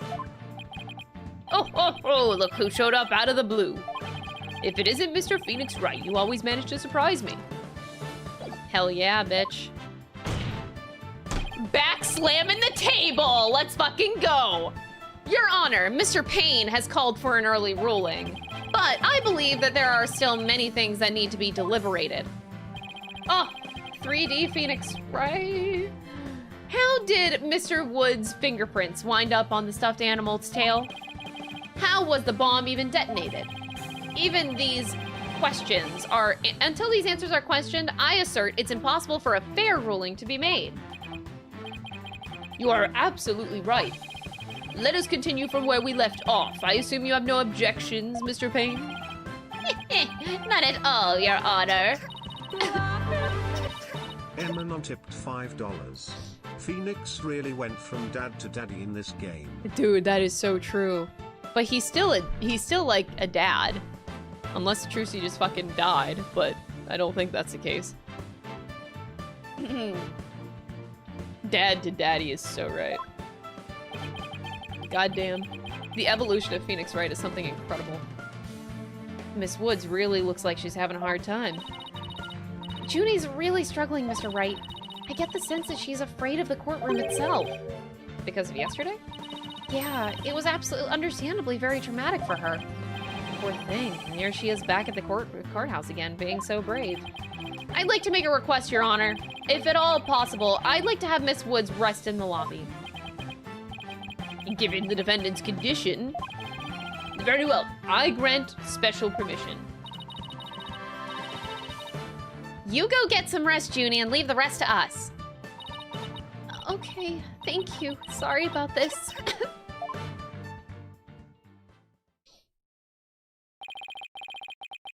Phoenix Wright. I've been looking forward to meeting you. It's been a while, Mr. Payne. But they've never met. Phoenix has only been across the courtroom from Winston Payne. This is his brother, Gaspin Payne. They're different. You're more clueless than I'd heard. I do believe you mean, how do you do? For I am Gaspin Payne. I am the younger brother of your long-standing rival, Winston Payne. What? Long-standing rival? When were we ever rivals, let alone long-standing? You'll see, Mr. Wright. I will cleanse Winston of the disgrace he met with at your hands. Looks like this royal pain is going to be as thoroughly unpleasant as the other. I love Phoenix Wright. God, I missed him in the fucking courtroom so much. The prosecution would now like to call a decisive witness to the stand. This witness will testify as to how the accused detonated the bomb in the courtroom. Very well. Please call your witness, Mr. Payne.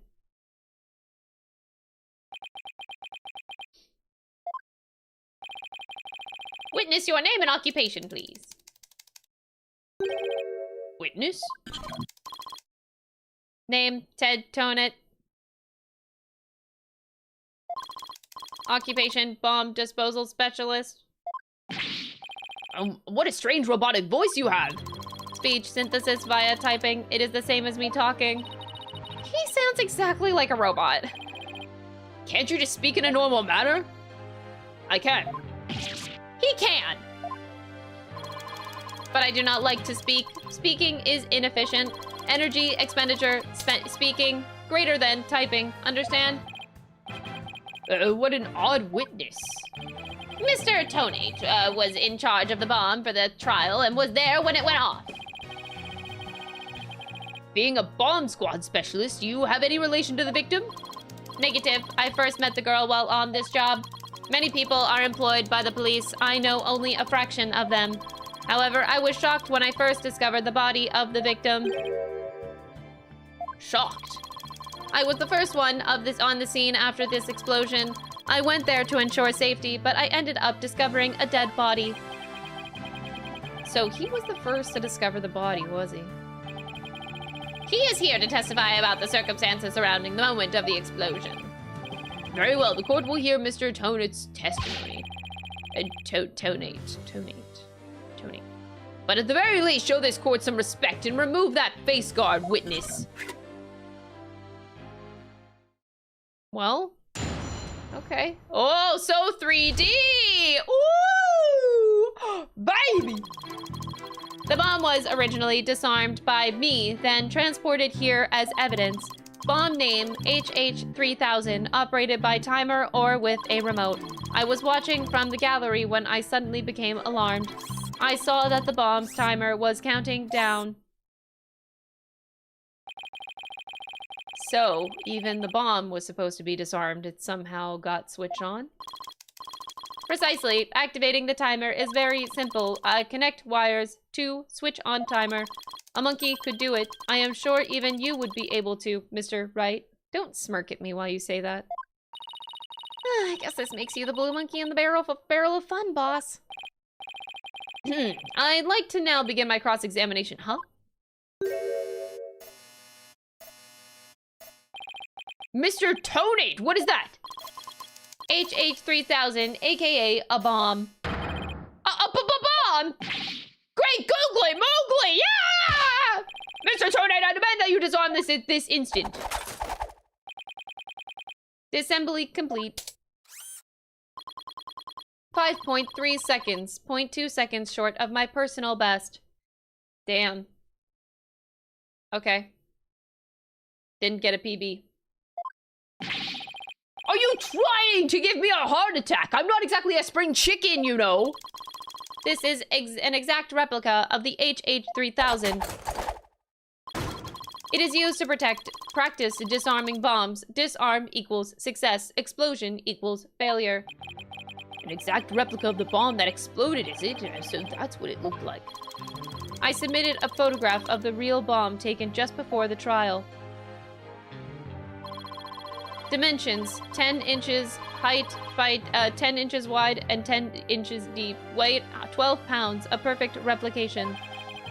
Your bomb does appear to be a very good copy indeed. Yes, however, I could not replicate the detonation mechanism. It has a very puzzling wiring setup. It is regrettable. I could not replicate it. Witness, that's enough. There's no need to replicate anything here. And now if the defense would begin their cross-examination. Where has Miss Sykes gone to? Athena, you can come out now. Okay, Mr. Wright, let's get to work. I guess you were pretty scared, huh? What? I don't know what you're talking about. She was about to bolt.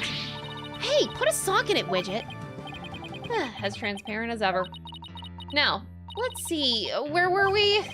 We were at the cross-examination. Oh, cross-examination, of course. She seems disoriented. I wonder if she's all right. Maybe I should ask Athena if she remembers how to cross-examine to help her focus. Nah, she'll be fine. Nah, no need for that right now. She'll be fine. I'll do everything I can to help. If you can't find any contradictions, and you flub up too often, don't be afraid to ask me for help. Press Y when the option to consult with me appears. I'll let you know where I think the suspicious statement is. Sounds good. I'll be counting on you if I get in a bind. All right, it's cross-examination time.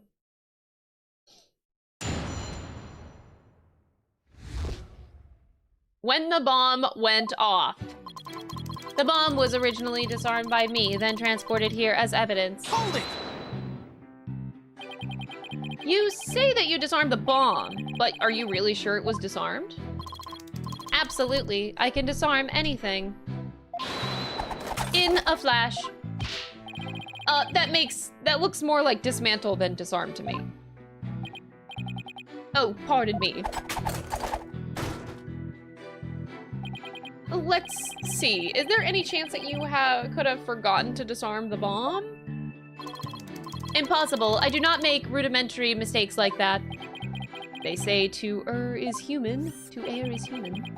Although the jury is still out on this guy. If you must know, Mr. Wright, according to the court's own records, the fact that the bomb had indeed been disarmed was officially confirmed. I guess I could roll out the possibility that he forgot to disarm it. Could you talk about the bomb in a little bit more detail for the court, Mr. Tony? Certainly.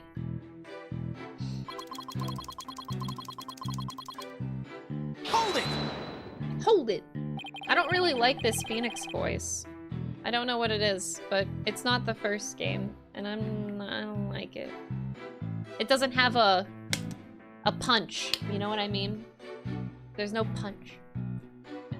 What was the approximate size and weight of the bomb? Dimensions, 10 by 10 by 10, weight, 12. This information is also written on the photograph. Ah, yes, here it is on the back. According to this, the case is made out of alloy plating, 5/16ths of an inch thick. That certainly sounds like one thick and very heavy bit of metal. I bet if I dropped that thing on your foot, you'd be hopping. If you dropped that thing anywhere, I'd be hopping for the nearest exit. Very well, I believe the court has heard enough about the bomb itself. So, Mr. Tonate, you were keeping an eye on the bomb. Where were you watching from? I was watching from the gallery when I suddenly became alarmed. Hold it! Why were you in the gallery? My duties may have been over for the moment, but I wanted to keep watch. Even though the bomb was disarmed, you could never be too careful. Explosive devices are very dangerous things. How admirably responsible of you, a model to be emulated. I practice disarming bombs every day. That is a weird hobby, okay. I practice assembling them too. Okay. The disarming part I get, but assembling them? Well, I'll have you know that I practice presenting evidence every day myself. Go get 'em, Athena. I see, but do you ever practice having evidence presented to you? Presented to me? What? No, Then you cannot very well call yourself a professional yet, can you? Ugh, that does it! I'm gonna start practicing having evidence presented to me every day. And you'd better drink some coffee, boss. We're gonna be pulling an all-nighter. I don't think that will be necessary or worth either of our times. So, Mr. Tonate, what did you witness from the gallery? Hold it! So, you saw it counting down clearly with your own eyes? I'd hardly think a timer as small as the one on this bomb could be seen from the gallery. These goggles help me see very small things clearly from very far away. Loud noises, sorry. I can even see what you had for breakfast by looking at your tie. Why do I suddenly feel like I'm a bug under a magnifying glass? I guess it's possible he saw the timer if he was wearing those goggles. I'm not so sure. There's something that just doesn't sit right with me. I don't think I follow. The bomb was completely hidden inside the stuffed animal. So well concealed, in fact, that it didn't even look like a bomb at all.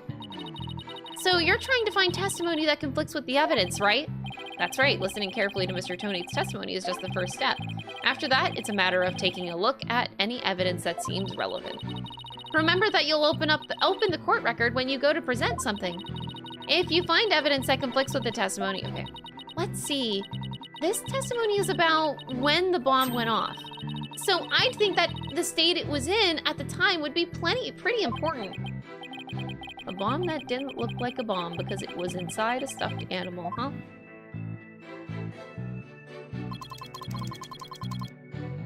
The bomb was originally disarmed by me and then transported here as evidence.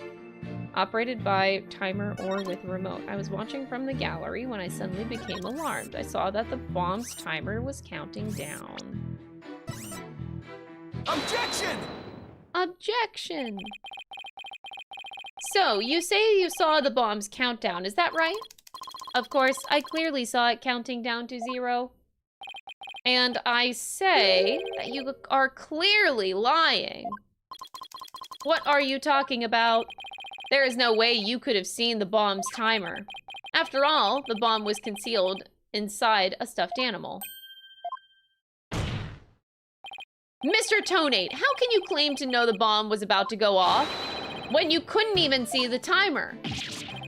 But that's just the smash keyboard. What? No! That does seem like a glaring inconsistency indeed. Witness, how do you explain this? Well, oh, that was great, Mr. Wright. You found a contradiction right off the bat. Always remember, Athena, when you find an inconsistency in a witness's testimony, there's always a reason behind it. Could be a lie, a hidden meaning, a secret, whatever it is, it's up to us to dig it out. And pointing out every contradiction we find is the best way to do it, right? Right, boss? Now, the question is, what can we dig out of Mr. Tonate? Let me see, no, there must be some mistake. Oh, yes, yes, of course. I remember now.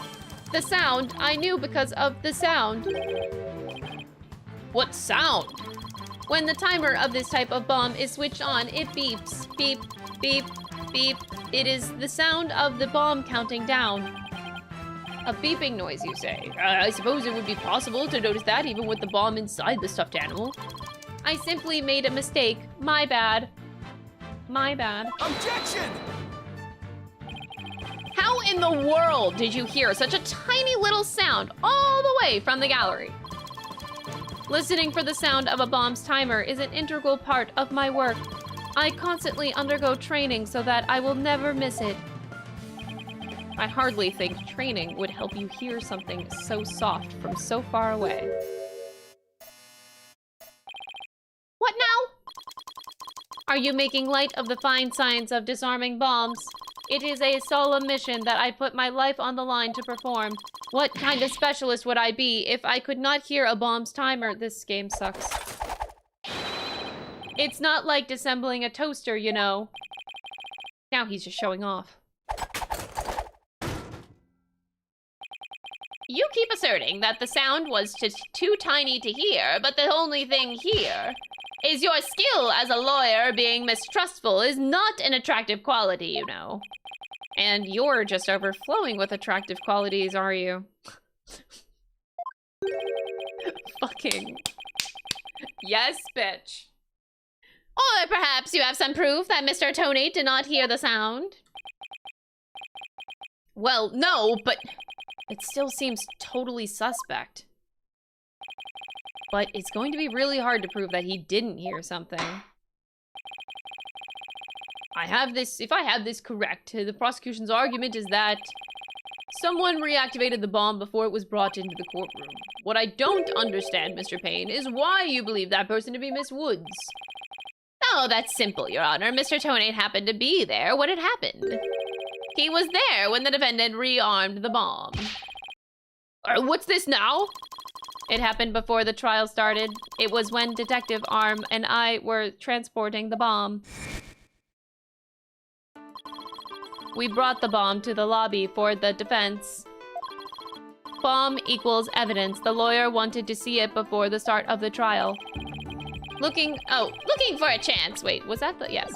Looking for a chance to get at the bomb, Miss Woods was already there in that lobby. Her goal was surely to rearm the bomb and steal the remote switch. The remote switch. Yes, the switch that controls the bomb remotely. Duh. It has been missing ever since the incident. It was stolen. I am partially to blame. I left the bomb and remote on top of the transport case, and they were rearmed and stolen while I was talking with the lawyer. The defense then used the remote from inside the courtroom to start the timer. Objection! How can you assert so unequivocally that the bomb was rearmed in the lobby? Objection! The bomb was safely secured in the transport case. The only time it was outside of the case was in that lobby. Therefore, that was the one and only opportunity anyone had to meddle with it. Someone other than Mr. Tonate could have opened the case and taken the bomb out. Impossible. The transport case is assigned exclusively to me. Do you see this number here? That is my identification number. And I have the only key that can open the case.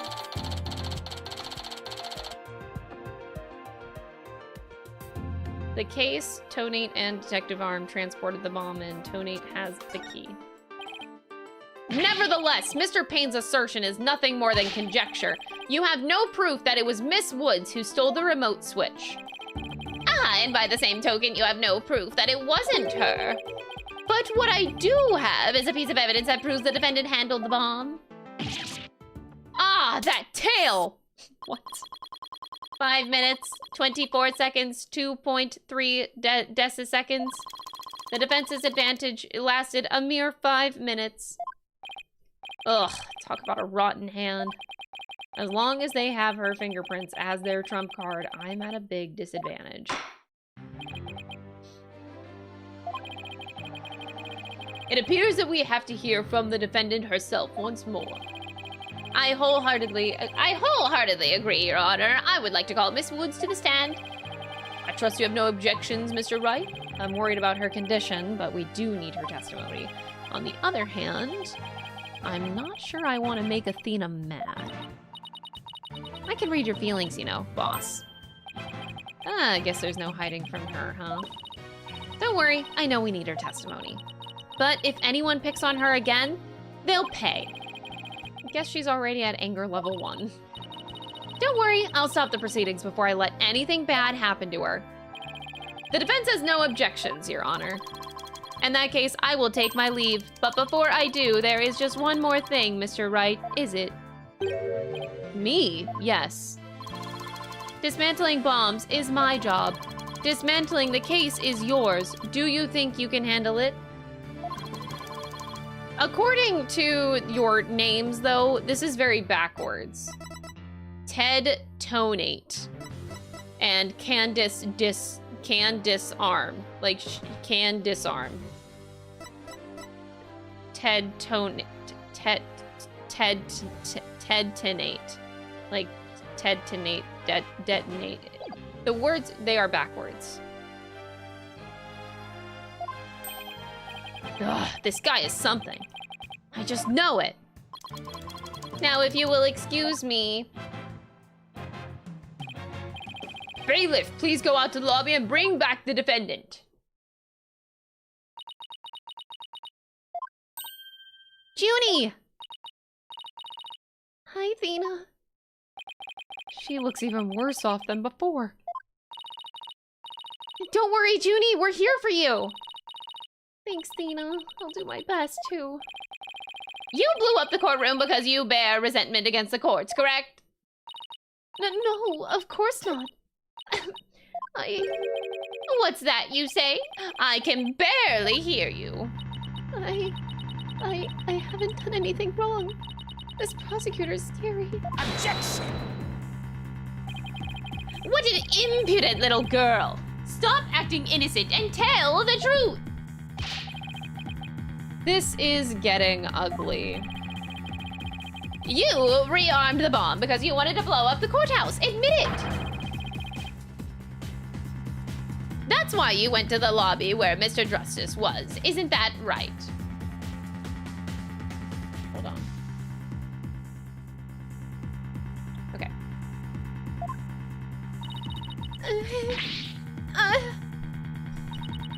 Mr. Wright? Can I give that prosecutor a smack? What? Of course not! Do we have to review courtroom manners 101 again? We can't let that creep that bullies innocent girls like this off so easily. I haven't forgotten about how he treated you. Don't worry about me, just help Junie! Her heart's crying out. She's so scared, so very scared. Looks like Athena's picking something up with her heightened sense of hearing. And it sounds like this time it's the voice of Miss Wood's heart. Don't deny it. You stole the remote switch and used it in the courtroom, didn't you? Objection! Your Honor, please put a stop to this. Mr. Payne is badgering the defendant.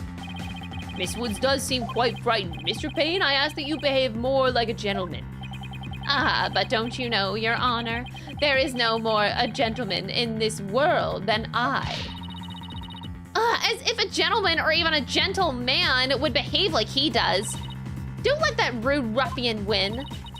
Tina. How dare you call a gentleman such as I a rude ruffian? I'll have you know that I attend a manners class every Saturday. Bro, what? I'm more than just a mere gentleman. I am a genteel man. Not when you're terrorizing a young lady, you're not.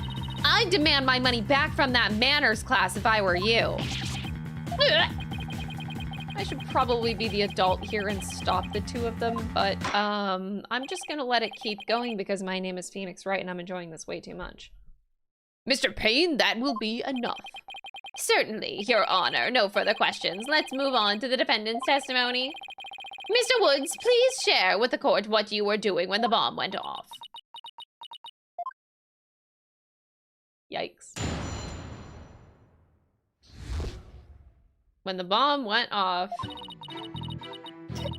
Well, that day, I was watching from the gallery. The bomb went off. And rubble started falling. It fell on top of me. Oh. Junie's clearly in pain being forced to recall the bombing like this. She can't even get her words out. This isn't going to work, so what now? Hey, wait a minute. Even if she can't vocalize what she wants, say we can listen to what's inside her heart. Now's the perfect time to use Athena's power. You can hear it, can't you, Athena? The cries of Miss Wood's heart. Yeah, and they sound incredibly strained. She's so scared. I think she could collapse any second. Athena has a unique ability, you see. With her finely tuned sense of hearing, she can hear the words of a witness's heart.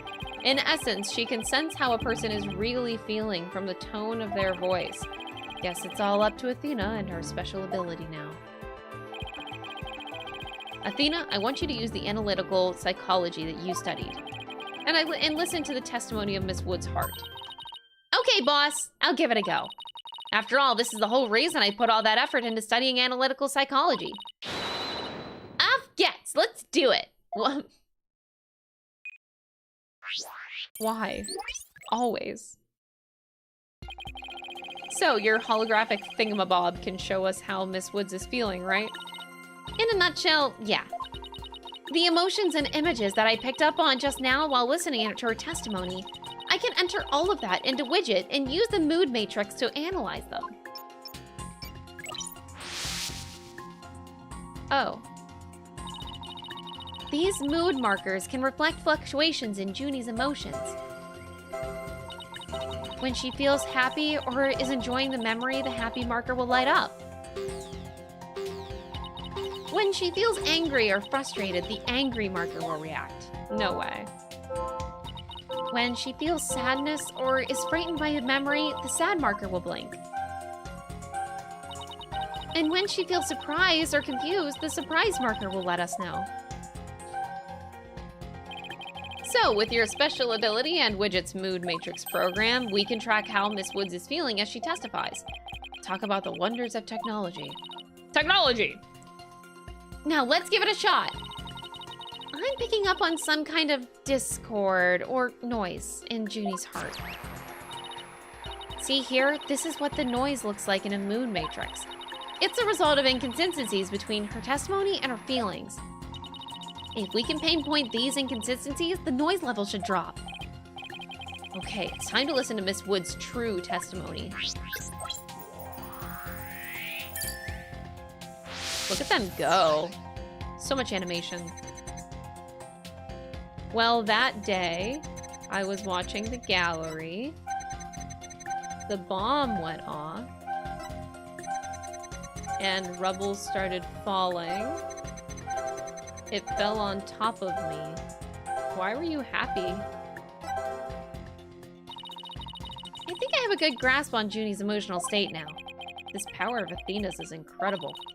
And I'm seeing an unexpected emotion that's inconsistent with the content of her testimony. Some rebel fell on top of me! Yay! What?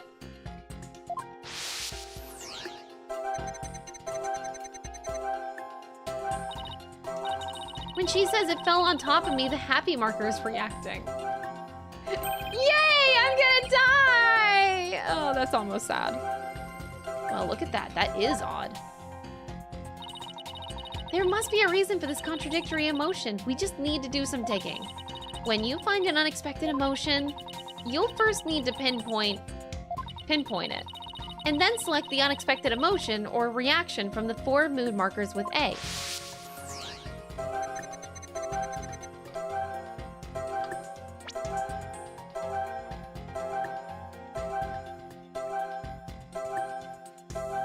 What's the unexpected emotion?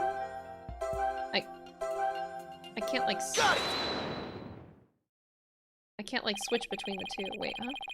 Widget is registering joy when Miss Woods recalls the rubble falling on her. That must be a reason for this unexpected emotion. Miss Woods, as the rubble was falling, was there also something that made you feel happy? What? Mr. Wright, the feeling of happiness is spreading throughout Junie's heart. Keep going on this point, and I bet Junie will start to calm down. Great, let's hear what she has to say. Just as I was about to escape the courtroom, the bomb went off. I was so startled, I tripped. And then the rubble started falling on top of me. I really thought it was done for. But just then, Apollo came and rescued me. That's why. Apollo? We used his own body to shield me from the rubble. So that's when he sustained those injuries. How do you feel, Junie? Did talking about Apollo give you some courage? Yes, Apollo is just like the sun. Strong and bright and warm. Oh. Just talking about it makes me feel like a leaf undergoing photosynthesis. Oh. And see? Your coughing stopped all of a sudden. Oh, you're right. Thank you, Thena. Looks like we were able to draw out some new testimony. Pretty neat, huh? But there's still some noise left, meaning that there must be some discord in Junie's heart. I guess we'll have to keep going. Let me input this new information and update the moon matrix, and we'll give it a go. You remember what to do, right? When I find an unexpected emotion, I should just pinpoint it. That's right, and then you select it from the mood markers. If we can find the reason for the discord in her heart, then we should be able to draw even more new testimony. Hopefully. I tried to run, but I was too slow. But before I could get away, the bomb went off. I was so startled that I tripped, and then rubble started falling on me. I thought I was done for. But then, Apollo came and rescued me. Oh my god. So much going on. Apollo, what a savior. Got it! You were happy when Mr. Justice rescued you, weren't you? Yes, I was really happy. But was there also something that you felt sad about at the same time? Sad? The reason I ask is, when you were describing how you were rescued, we sensed a little sadness too.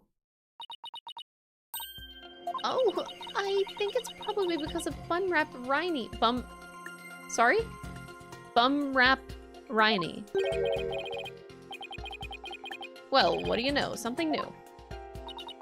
That's right. I brought my stuffed animal, Bumrap Riney, to watch the trial with me. Bumrap Riney and Phony Fanty are brothers. Who knew that the legal world could inspire a whole new line of merchandise? I had Bumrap Riney with me while I was watching the trial, but it wasn't until Apollo saved me that I realized I'd lost him as I was running away. My poor Riney, I victim of that terrible bomb. Oh, I know. You can see what he looks like in this poster.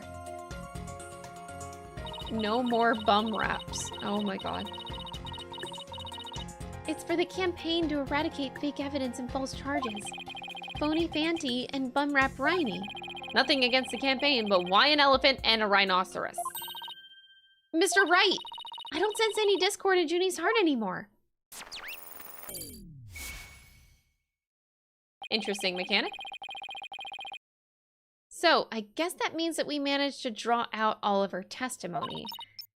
That's right. I'll just make an update with the new info and we'll have the whole picture. So, do you think that her new testimony will help? Absolutely. I don't know what I would have done without you, Athena. So, Bumrap Riney was in that courtroom when the bomb went off. Now that we know that, it changes the meaning of the other piece of evidence.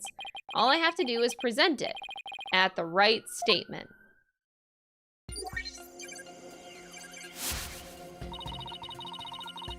I was watching from the gallery with Bumrap Riney. I tried to run, but I was too slow. But before I could get out of the courtroom, the bomb went off. I was so startled and I tripped. Then rubble started falling. I thought I was done for. But then Apollo came and rescued me. That's Junie's complete testimony. Not bad, huh, Mr. Wright? I should focus on the new statements Mr. Woods made. Oh, sorry. The mud and wrap variety things, it changes the meaning of a certain piece of evidence that we have. Okay, here we go. I was watching from the gallery with Bum Rap Bryony. I love the way that she's, like, holding Bum Rap Bryony. That's so cute. Very, very, very cute. Objection! Miss Woods, I know that this trial has been very hard for you, but you can relax now. You're without a doubt innocent. What wild assertion are you making now? My wild assertion is simply this. My two stuffed animals were mixed up. The tail the defendant's fingerprints were found on wasn't that of phony Fanty. It was the tail of her gallery companion, Bum Rap Bryony. This sounds so silly in a courtroom. What? What nonsense is that? I concede they're both stuffed animals, yes, but they're completely different characters. An elephant and a rhino. They're as distinct as a defense lawyer and a prosecutor. But also, you can write a really good romance novel on that. But are they really so different? Both defense lawyers and prosecutors strive to protect the peace through law. Even elephants and rhinos have some similar characteristics. They're both great, for example. You got him, Athena. Anyway, this poster is all I need to prove my assertion to be true. If I may direct the court's attention here, you'll clearly see how the two got mixed up. What? Oh, you mean like the paintbrush? Take that! What area should I... Oh, wait, what? Furthermore, you say clearly, but it's presented looking pretty murky to me. Okay, I guess I'll just point out the tail then, not the paintbrush that looks like the tail, but whatever.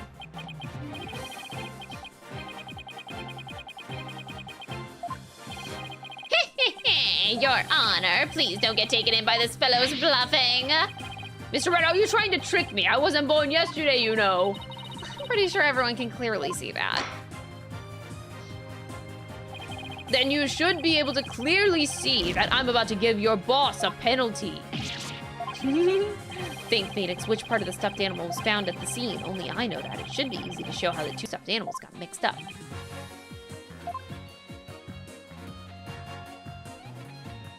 Take that! The two tails are exactly the same. Yes, exactly. The two stuffed animals are based on entirely different animals, but the design of their tails is exactly the same.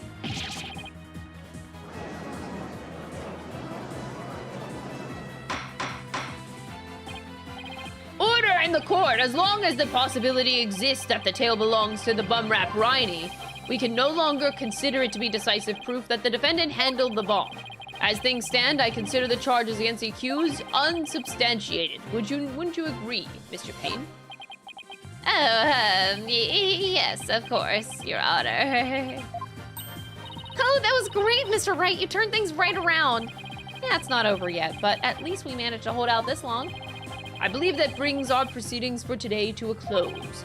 Mr. Payne, I'm afraid that you have some serious investigating ahead of you. Yes, Your Honor. Very well, let us reconvene tomorrow. The court is adjourned.